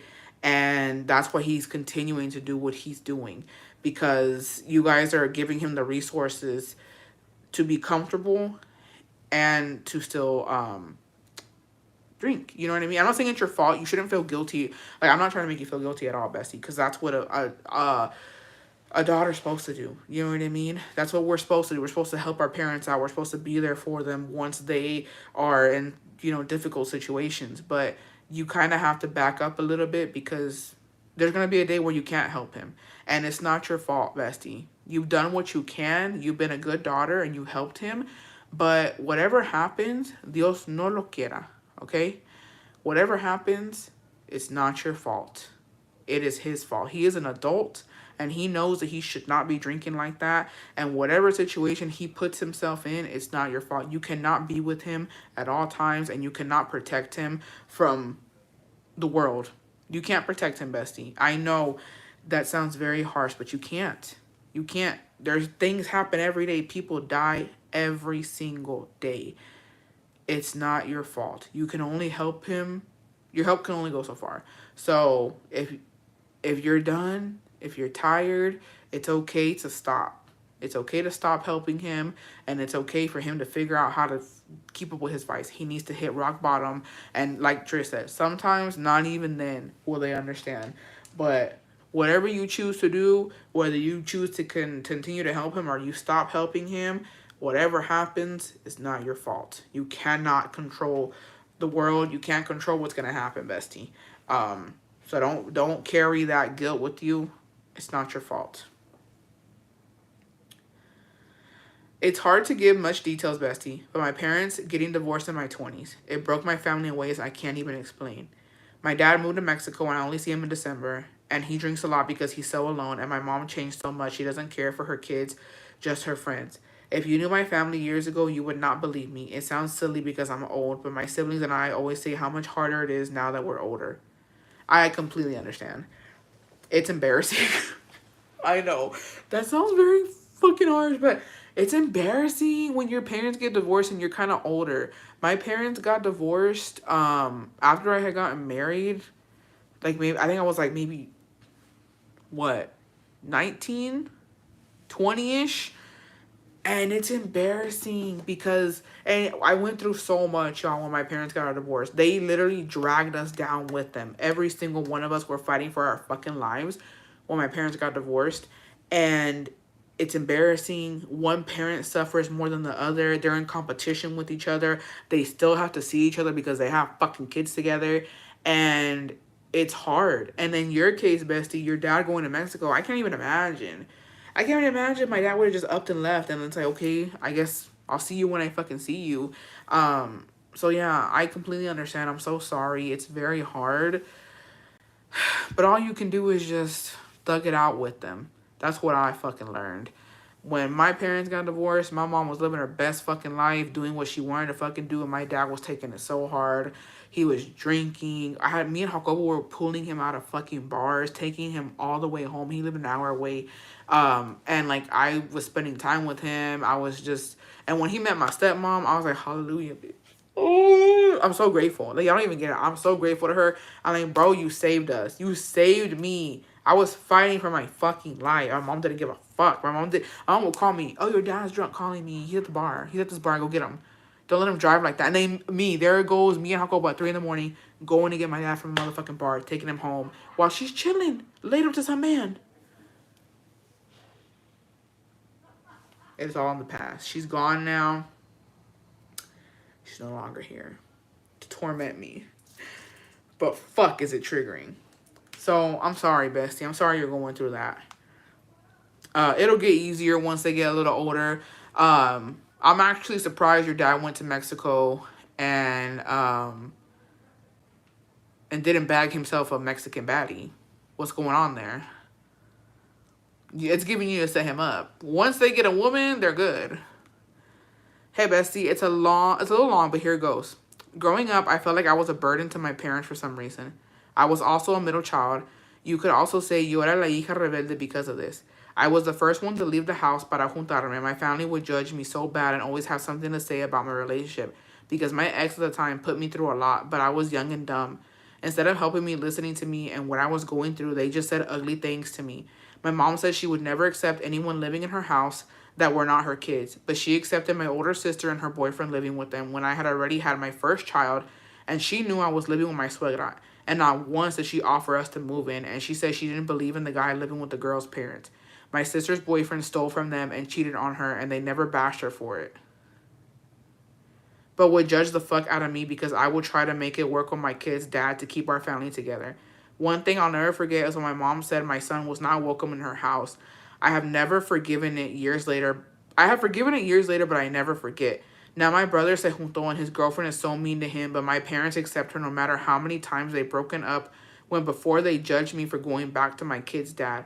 My relationship with my parents, especially my mom, has never been the best, and I don't know how to get closer to them because in the back of my mind, I have all this favoritism they showed to my older sister and younger brother.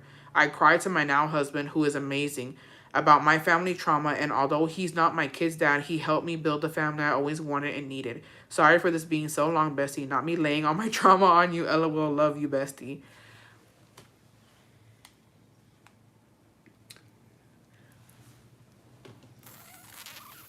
Fuck them bitches. Sorry. No disrespect to your family. Fuck them bitches. And I'm gonna tell you what it is, because nobody's gonna tell you, bestie, but I'm gonna be the bitch to tell you.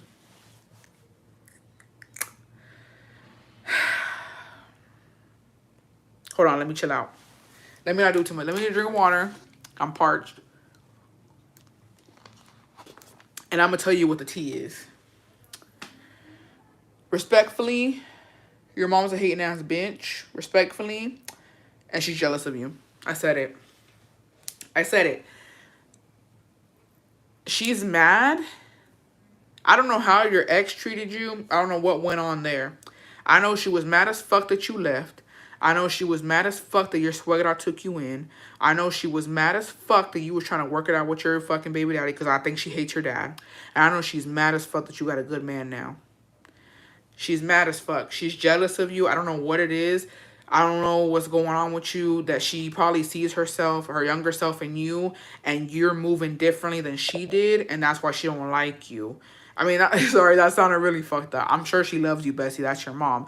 But that's why she's always been like that for you. Because on some real shit, your sister's dumb. She fucking brought a thief to y'all's parents' house, and then he cheated on her. That's sad. Your brother's a mandilon who lets that bitch fucking talk shit to him. It's sad. They're living sad lives. And your parents see that, and you're not. Until they're mad. I don't know about your daddy, but I know your mom is. She's jealous of you, Bessie. It is what it is. I just saved you therapy. I'll send you my fucking bill. I literally just cured everything. Your mom's jealous of you. Yeah, that sounds like she wanted her to batallar. Yep. She wanted you to go through it. She didn't want to fucking step in and help you because she wanted to see you fucking struggle. And it's giving she's jealous. And that's sad. That's sad, a mother being jealous of her daughter. But it is what it is. You're welcome. You can sleep good tonight with your good man and your good family.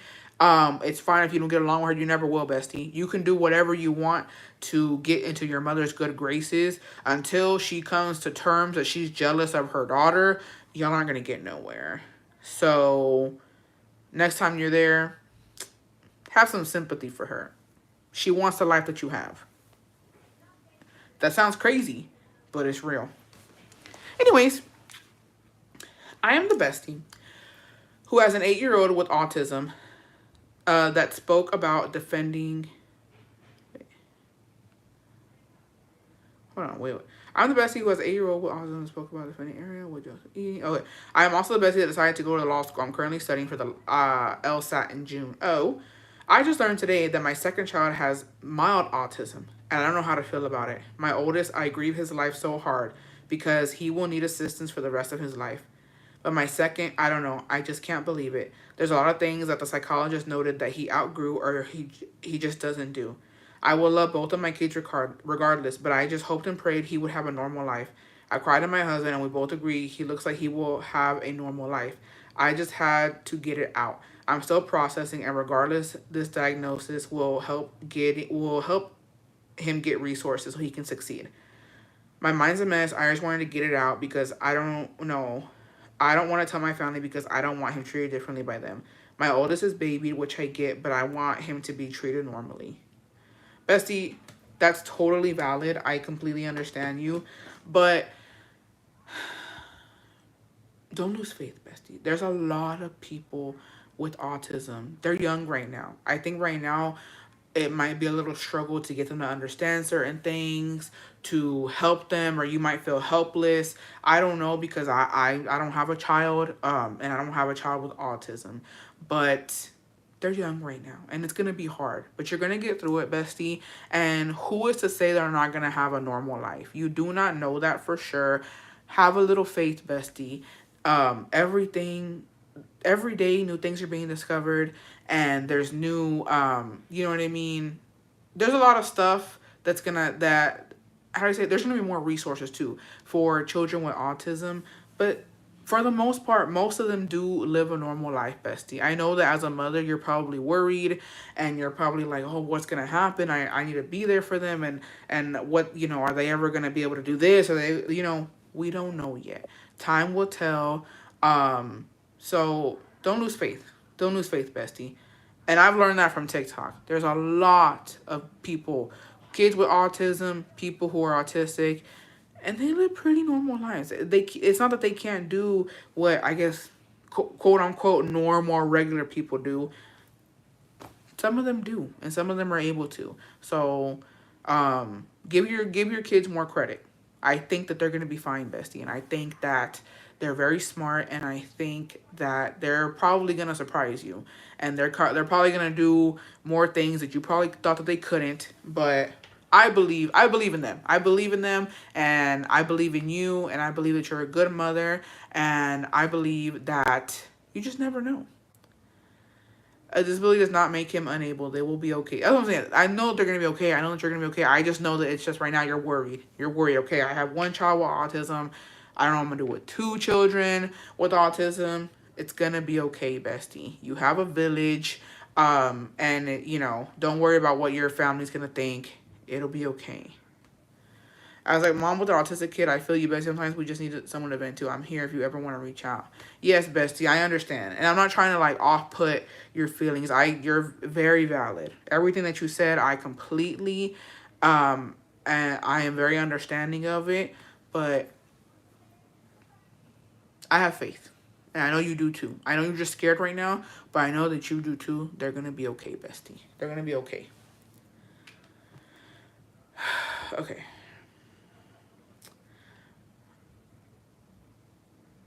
Okay, so we got one for the bestie who didn't give too many details. Thank you, bestie. I appreciate you for your advice.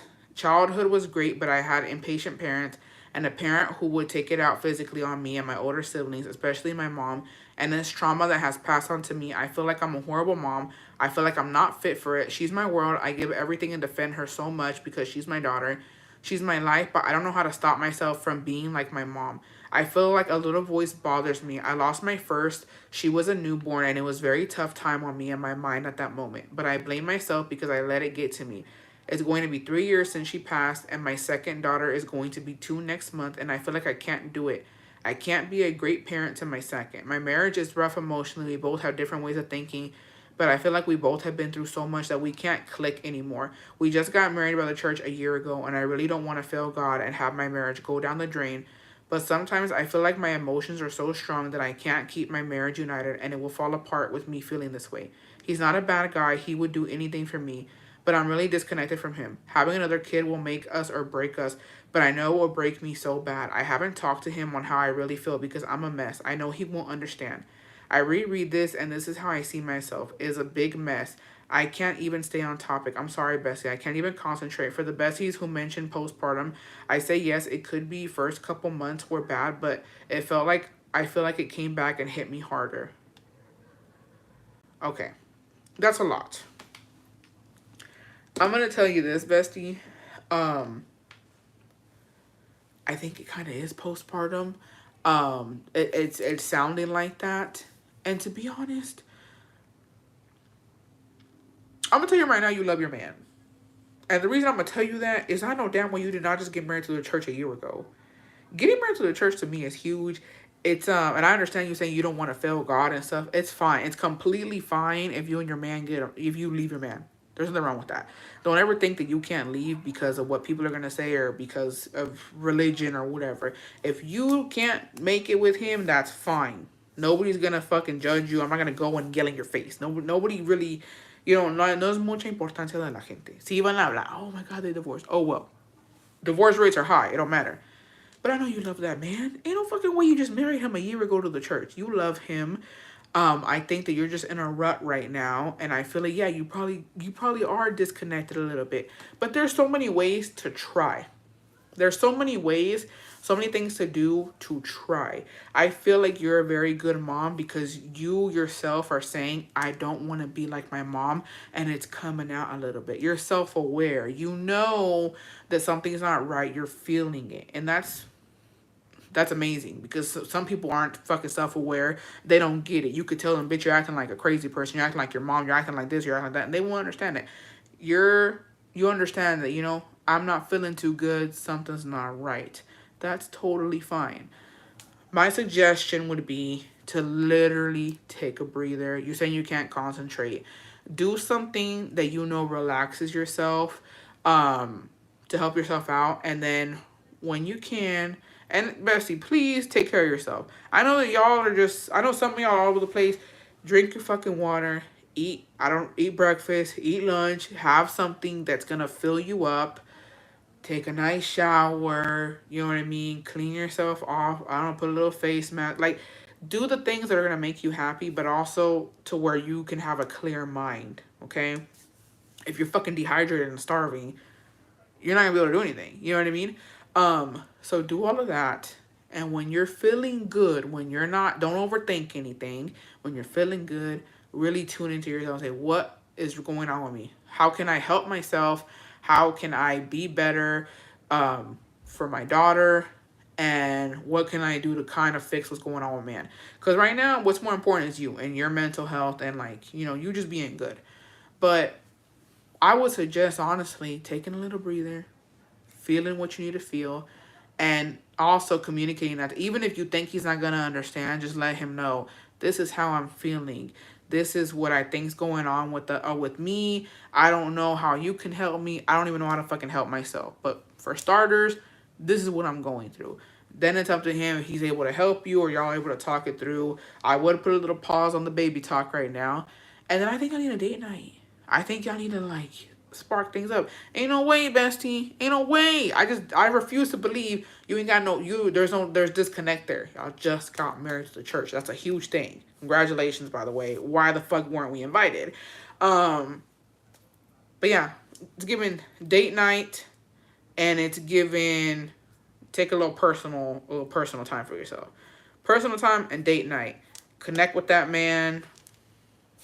But to wrap it up, she loves that man. She's just in a funk. Sending the bestie prayers that this passes. I was the same way. It's slowly getting better. Self-care and crying in my man's arms helped me so much. Wrap it up. But yeah, and if you ever need to talk, bestie, let me know. Email me. Let us know. We're here for you. But for right now, just take a breather. Hi, bestie. I don't know if anyone else has experienced this. My relationship with my grandparents from my mom's side isn't the best. Ever since I was little, they never treated me like a child.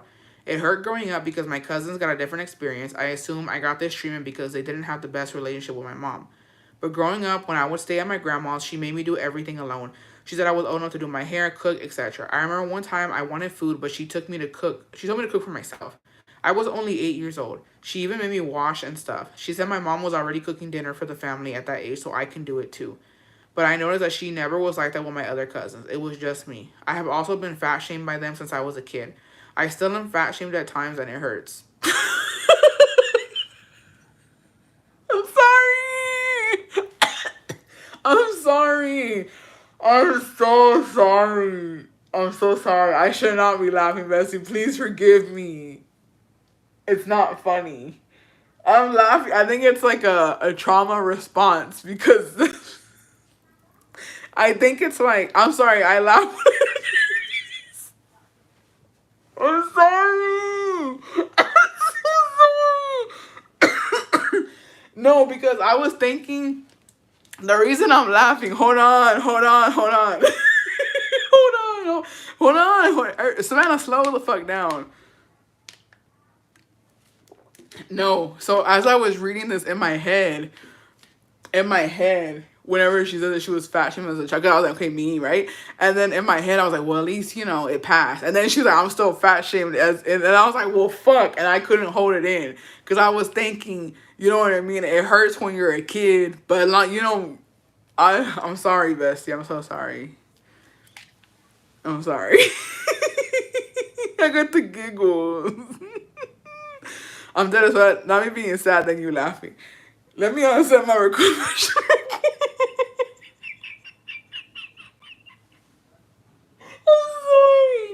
Okay, that's what I was thinking. And then when she was like, oh, and I'm still fat, I was like, fuck. And then I couldn't hold it. Okay, it's not funny. I'm fat. I can laugh, I'm fat. Okay, it was just me. I have also been fat shamed by them since I was a kid. I still am fat shamed at times, and it hurts. I feel like they don't like me. My grandpa also doesn't treat me the same. He always gets mad at me for anything and sometimes makes me feel like a disappointment. He also brings me down at times. I'm a younger bestie and currently planning to leave for Miami for college this summer. My mom is supportive of this, but my grandpa is the one who makes comments like he said, why don't I do community college and stay local? He said that I just want to make my mom spend, but that's not the case. My mom wants me to leave for the opportunities.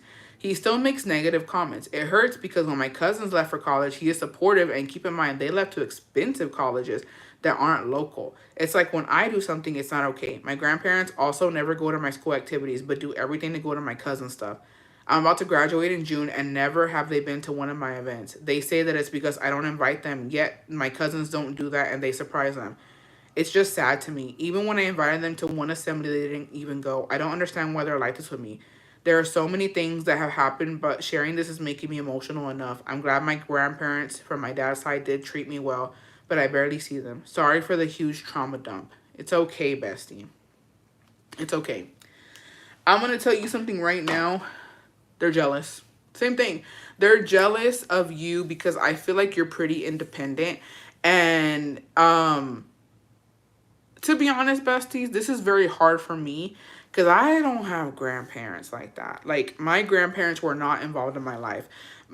Sorry to any of my cousins who watch me, y'all's grandma was a fucking bitch. She was a fucking bitch. So, any cousins on my mama's side who watching me, sorry, y'all got a different grandma than I did. She didn't give a fuck about me or my siblings. My real grandma and my step grandma. Step grandma, R.I.P. She was a fucking bitch. Que en paz descanse, even if she is descansando en paz. She literally made my sisters eat crumbs off of a motherfucking plate. She used to take my mom's motherfucking food stamps and not feed my sisters any motherfucking food. My real grandma used to drag my sisters through them, like literally drag them across motherfucking rocks. Like, them two bitches ain't shit. The socias wasn't shit. They never been a grandma to me, so I don't claim them hoes. On some real shit. My real grandma's still alive. And it's kind of sad, but she kind of got dementia. And she don't even know me. So peace out to her. I've never had a good grandma. My grandma, who I was named after, I think she would have been an amazing grandmother if I had met her, or if I was old enough to spend time with her. R.I.P. to Doña Julia. My grandpa, I did spend time with him. R.I.P. to him. But yeah, my mama's side, I could give two fucks. And if they ever talk shit about me, bitch, I ran it right back to them. My real grandma one time told me I was fat. I said, your whole family's fat. So, where are we getting with this? Where are we getting with this? You know what I mean? So I don't know what it is to have a grandma. I don't know what it is to have a grandma. But if I had grandparents like that, I don't want it. And you don't need it, bestie. If your mom loves you, that's more than enough. Fuck them old bitches. Fuck them old geezers. The fuck? You ain't paying for my college, hoe. The fuck you care where I go, bitch? I know you're young. I got that from this. You're young, bestie. You're gonna be okay. Let me tell you something right now. And I might cry.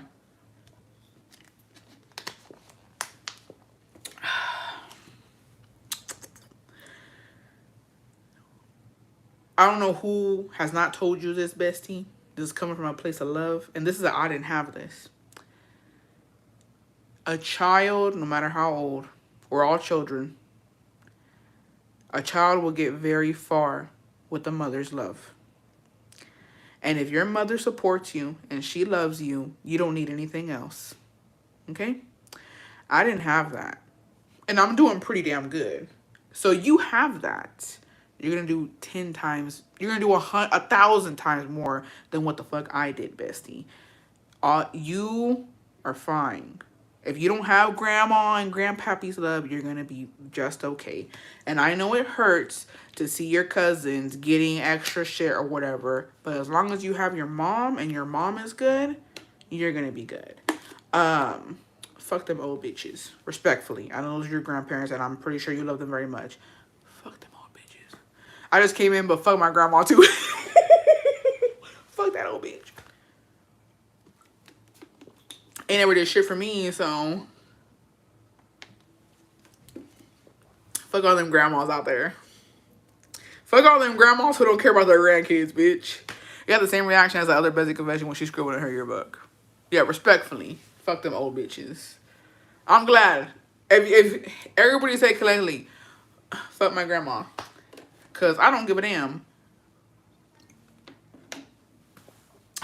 A mother's love will take you very far. And even if you don't got it, you gonna get close. You gonna get close. My grandma's me la pelan. Except for my dad's mom. Except for my dad. Sorry. My grandma on my daddy's side, what a lovely woman. Everybody has always spoken very nice of her. R.I.P. girl. Thanks for the name. My grandma's 98 and she won't budge. Hierba mala nunca muere, bestie. That's fucking scary. Ooh. That's very scary, girl. Very, very scary.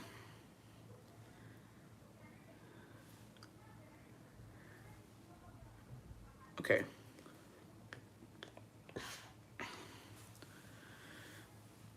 My grandma only likes us because we live here and send her money. All right. That's beautiful. All right. Well, I sit here with the best grandparent because they chose to raise me as their own and they treat me as top tier. Okay, good for you. It's not a competition, Giselle. Kick her out. Just kidding.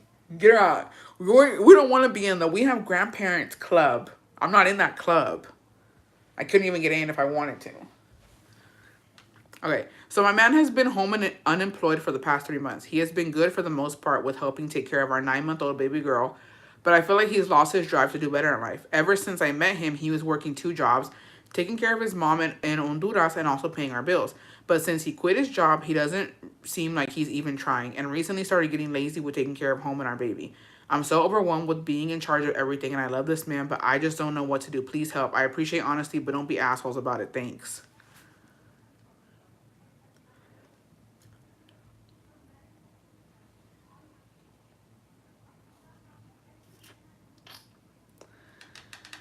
Y'all take this one over because I don't know what to say. I love you, bestie. I just want to tell you that right now, but I don't know what to say right now. It's too modern for me. I'm not with the shits, and I don't know what advice to give. This is a hard one. We keep it cute, be nice. But I don't know, bestie, because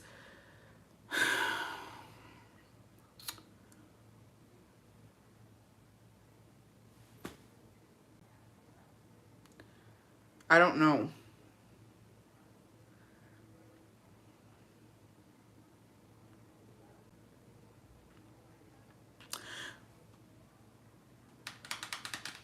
Raw next question.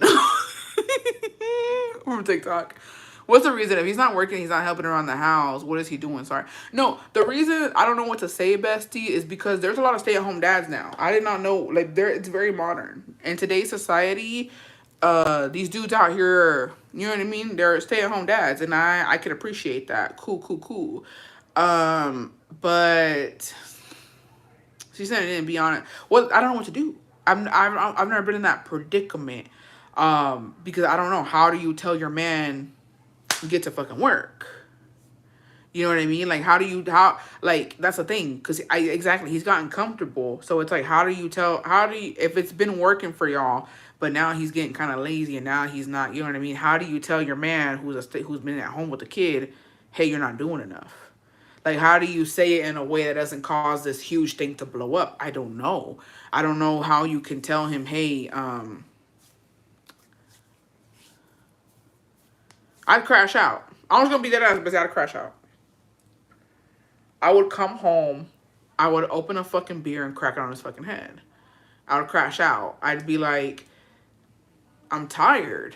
I'm tired of fucking doing what I can, and you're just here. I want to be here. I'm tired.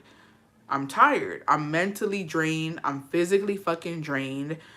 I need you to find a job because I can't do this anymore. That's what I would fucking say. Because I would crash out. I literally would fucking, that's what I would do.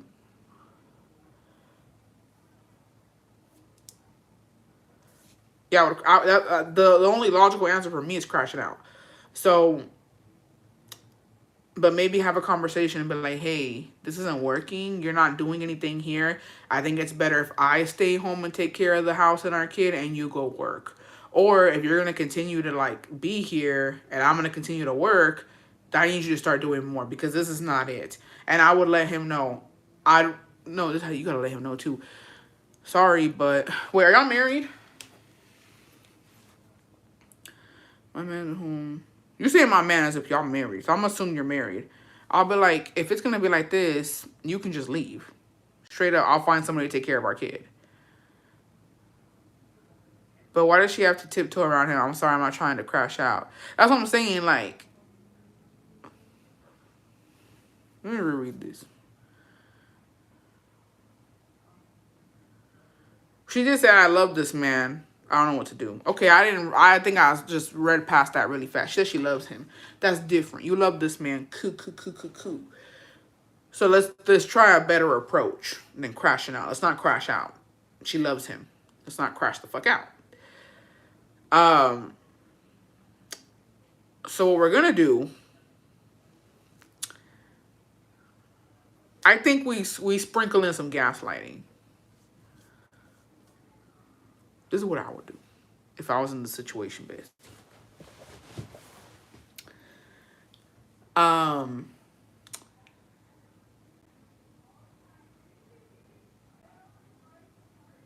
would lie my fucking ass off, bitch. I would come home crying, and I would say that I got fired. I would be like, I got fired. They're cutting hours. They're cutting jobs. How are we gonna fucking pay the bills? How are we gonna? I can't work anymore. Mind you, I quit that same motherfucking day. Or don't quit. I don't know. But I'm like, I can't do it. We're gonna fucking starve our baby. Like, someone asked you, okay, Vanna, happy 21 months, bestie. And I would fucking freak the fuck out and then see what he does.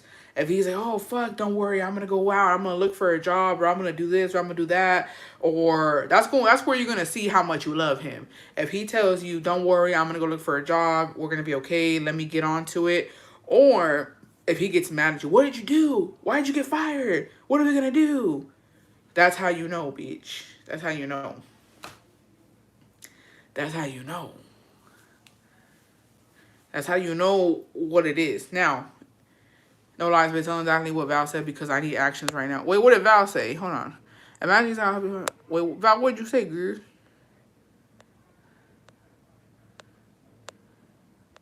I don't know where Val's comment is. Look, okay, I'm gonna be honest. I'm gonna be brutally honest, but I'm gonna be nice about it.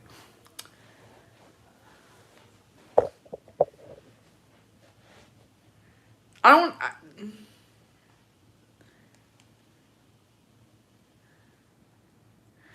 Okay, so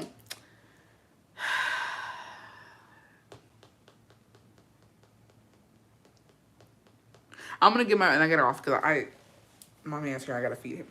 I'll have to read the other ones on another regular live. I'm tweaking with this one because this is very hard. Okay,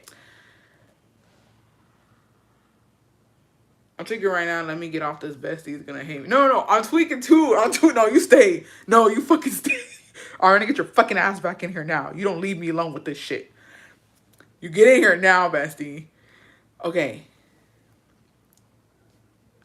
I can't tell you what to do. What I can do, okay, he's Honduran. What I can say, bestie, is that you shouldn't be in the situation. And I'm gonna tell you why you shouldn't be in this. This should have never been a motherfucking thing. Okay? But this is just me. Do not take it up the fucking culito. This is just me. This is just how I was raised, and there's loopholes, okay? Me personally, I was raised that a man works because that's just what it is. I'm sorry that fucking Eve ate that damn apple, bitch. I'm sorry that Adam ate that damn motherfucking apple. Not to get religious on you bitches. I'm sorry that that's how it is. But it's written in the Bible, babe. Men gonna have to be outside working. And I'm gonna have to, if I ever decide to get married, or if I ever start to get fucking pregnant, I'm gonna suffer through childbirth, okay? It's written in for us.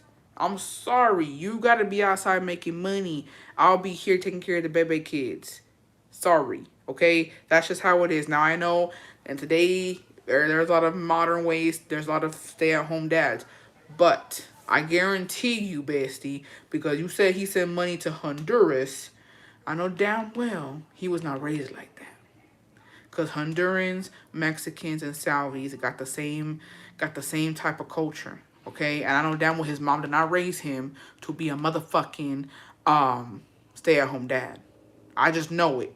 I know your suegra did not send him over here to act like that. So, it's not okay. And it's not okay for him to get comfortable either. It's perfectly fine if your man can't work, and that's what being married is about. It's in sickness and in health and richness and in poorness. If he can't work, of course, you got to pick up the motherfucking slack. I completely understand that. But it should not be permanent. It should not be permanent. It should be, okay, babe, help me out until I can find a better job. It's not, oh, let me kick back and get comfortable and not help out with the housework and not clean and not do this and not do that while my wife is out there making money for us. That's not what it is. Because the way that you stepped up to help him, he needs to step up to help you. And maybe he don't need to get a job. Maybe you're fine working and you're fine paying the bills, but he should at least have a fucking hot meal and a fucking clean house for you. At least that. Because you were more than willing to help him. He needs to be fucking willing to help you back. So yeah. Oh wait, hold on. The plot thickens, bitch. Not married, bestie. And he left his job due to him working with his ex-distant cousin. If you're a bestie, you might remember that story. I told him he needs to find work that we have more expensive this month and nothing. I can't find a job for him, so what do I do? I also don't want every girl to not have her dad at home, so I don't know.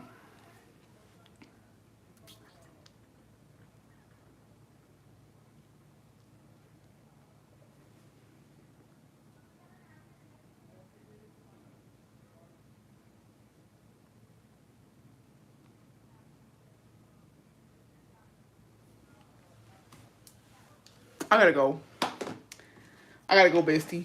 I gotta go feed Hako because he hungry.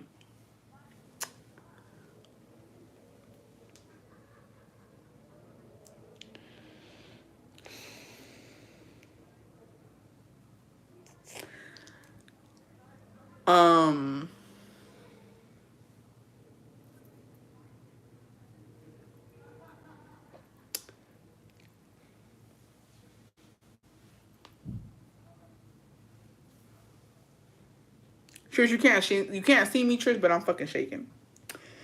Vito, happy 21 months.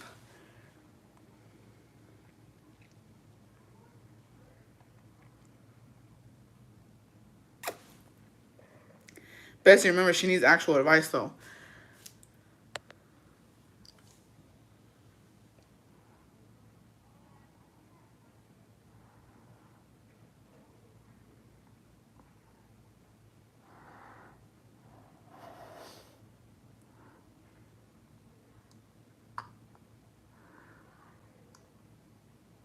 Um, I do need a fucking cigarette, too.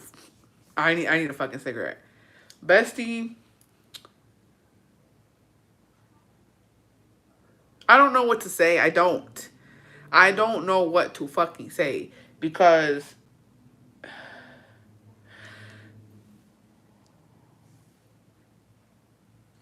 I don't know what to say because she said don't be an asshole. We're not gonna be assholes. We're gonna listen and we're not gonna fucking judge. I just need you to understand, bestie, that it shouldn't be this way. I don't know what to say because I don't want to upset you and that's not my intention. It's all about respect, okay? And she is nice enough to give us, you know what I mean? She's nice enough to ask us for our advice. We shouldn't be assholes about it. My thing here is, bestie, that you shouldn't have to go through this. This should have never been a thing. You shouldn't have to ask a man to provide, and let's say not even for you, but for his child. And this is really hard because I'm not. The thing here, bestie, I've seen this before. I've seen it with family and I've seen it with friends, and it's it goes back to it low key being like, if it was me, it'd be my fault. Scar went through this, and it was Scar's fault. Scar allowed that to happen, and is still allowing it to happen. Tina's, but and it's like, how do you tell him, okay, get out and find a job? Because you've been so cool with it up until now, and it had been working out for you. And now it's like, well, now what? How do I tell the man that I said it was okay to be home while I worked and take care of our kid that now I want him to work? And men are fucking complicated creatures. Men are fucking dumb. In case I didn't know this. And so when you're talking to a man, you have to put it into a certain lingo because it's offending. They're really good at gaslighting. And I feel like if our bestie tells him, hey, I need you to work, the first thing is going to be, but you said it was fine. You're doing good. You're working and you're paying the bills, and I'm here with our kid. Everything's cool. Why do you want to change it up now? What you know what I mean? I can't find any work. There's no work out there for me. And so it's like, now what? You don't have much of an options, bestie, honestly. You only have two options. Three if you're lucky. First option is you straight up fucking kick him out. And you work and you get somebody else to watch your daughter. And you become a single mother. Second option is to continue the way everything has been going. You keep working and you keep having him home with your daughter. Or the third option, if you're lucky, you talk to him and he gets a job. But, and I'm not, and the reason I can't say anything, bestie, and I don't want to be disrespectful, is because I just can't understand it. Because when me and Jacobo were going through it, we had no fucking money at all, bestie. And I refused. Like, I didn't ask my dad for money. I didn't ask my mom for money. We were struggling. And we didn't have, all we had was for groceries. We didn't go out to eat. We barely had enough money for gas. And Jacobo had no work. He was out in the motherfucking cold at Home Depot. He wasn't getting any work, but he was at least standing there for hours looking for work. And that to me was everything. Even though some days he didn't find work, some days he got lucky. But the days where he was out just in the cold and he didn't eat anything all motherfucking day, just standing at Home Depot waiting for for somebody to come up and say, hey, come pick up trash, or I need a roofer, or I need somebody who does this, and he was there. And mind you, bestie, we don't have kids. And that to me was everything because it's all about at least trying. So that's why it's hard for me to understand where your man's coming from because I don't have kids and it was just me and him and I was working and what I was making, I was working at Target time. What I was making was nothing. And he went out and did that. You know what I mean? So that's why I haven't seen that And I'm just like, I can't fathom how he's not trying to help you. I don't understand how he's so comfortable watching you go to work, and like, I'm pretty sure he sees that you're tired and he just doesn't care enough. And that, it makes me sad because you don't fucking deserve that. You deserve to be a kept woman at home with your kid. So that's what makes me sad for you. And I can't express that without it coming off. I don't want it to come off as rude or disrespectful, but you don't deserve that. So if you can try and have a civilized conversation with him, I would let it be known. And I would straight up tell him, if you can't get a job, or if, because I don't know what you want, if you want him to get a job or if you want him to just help around more at the house, I would give him an ultimatum. Get a fucking job and start paying some fucking bills, or get the fuck out. Or I need you to start doing shit around this motherfucking house. I don't want to come home and there's a fucking mess and there's no fucking food on this table. Because it's not right. What was the situation with the babysitter? Because hasn't he only been jobless for a couple months? I'm assuming that the bestie was staying home with the kid while he was working, right?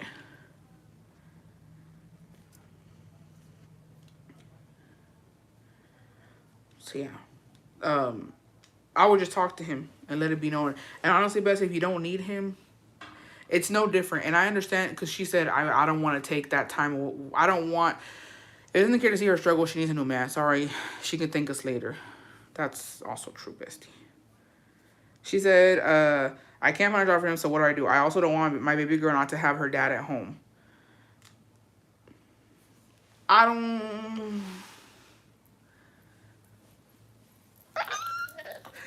I don't know, because, bestie,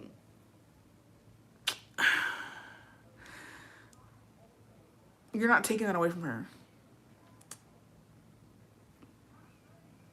I'm gonna tell you, okay, I'm gonna be honest. And I gotta go. I really gotta get off. I really gotta get off. That's it. That's it. I can't do no more. Bestie, I swear to God, I put this on my fucking left nalga, bitch. The one that doesn't have a dent in it, because the right one has a dent. My left ass cheek, I promise you, if you were to fucking leave him, he would go get a fucking job and be with a new bitch the next motherfucking day. And that bitch will be home. I need y'all to understand this. I have to put this into perspective for a lot of y'all. Everything that a man does not do with you, as soon as you fucking leave him, he goes and he does it with the next bitch. I promise you, you're struggling right now, pero porque quieres. I swear to you, if you were to leave him, the next motherfucking day, he's applying for jobs, got a fucking brand new car, a nice ass apartment, and a new bitch in that hole. I promise you. They don't do anything until they fucking have to do it. And then he won't see his daughter because he's too busy working. Oh, now you're working. Now you're too busy working. You can't come see your daughter. You can't. No. Men ain't shit, bestie. They only do what you allow them to fucking get away with. But that ever I'm sorry. Everyone in the chat trying to be nice. I'm a realist. Tell him straight up, and you're tired of my thing. He needed. I got us. What wasn't going to work. Yeah. Well.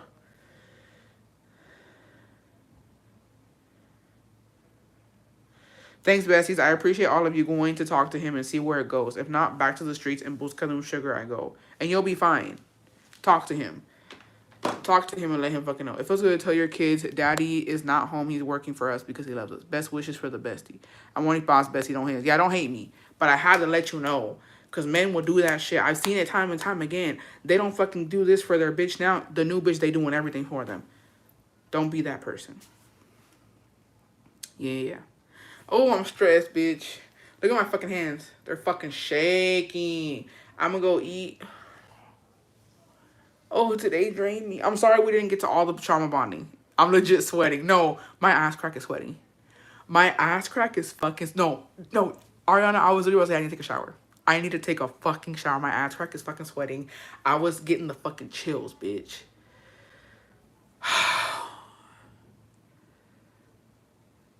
This is crazy. This is fucking crazy.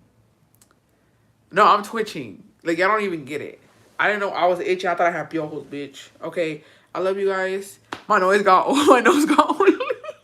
my forehead, bitch. Oh my god. Oh god. Anyways, que Dios me los bendiga hoy, mañana y siempre. por los siglos de los siglos. Amen. I love y'all. We will continue the rest of them on the next regular live. Besties, please stay safe. I love y'all. You matter. I'm glad that y'all were here with us today. And I love you all. And let's not judge each other. Let's love each other, help each other, and we will survive this. We will. Mind you, we're in January. Mind you, these are not problems we should be having in January. But we will get through this if we hold hands and get together. And yeah. But I love each and every one of you. Thank you for being vulnerable and asking for advice and telling us your traumas. I hope everything gets better for all of y'all, and I will see y'all on the next live. Bye, besties. I love you all.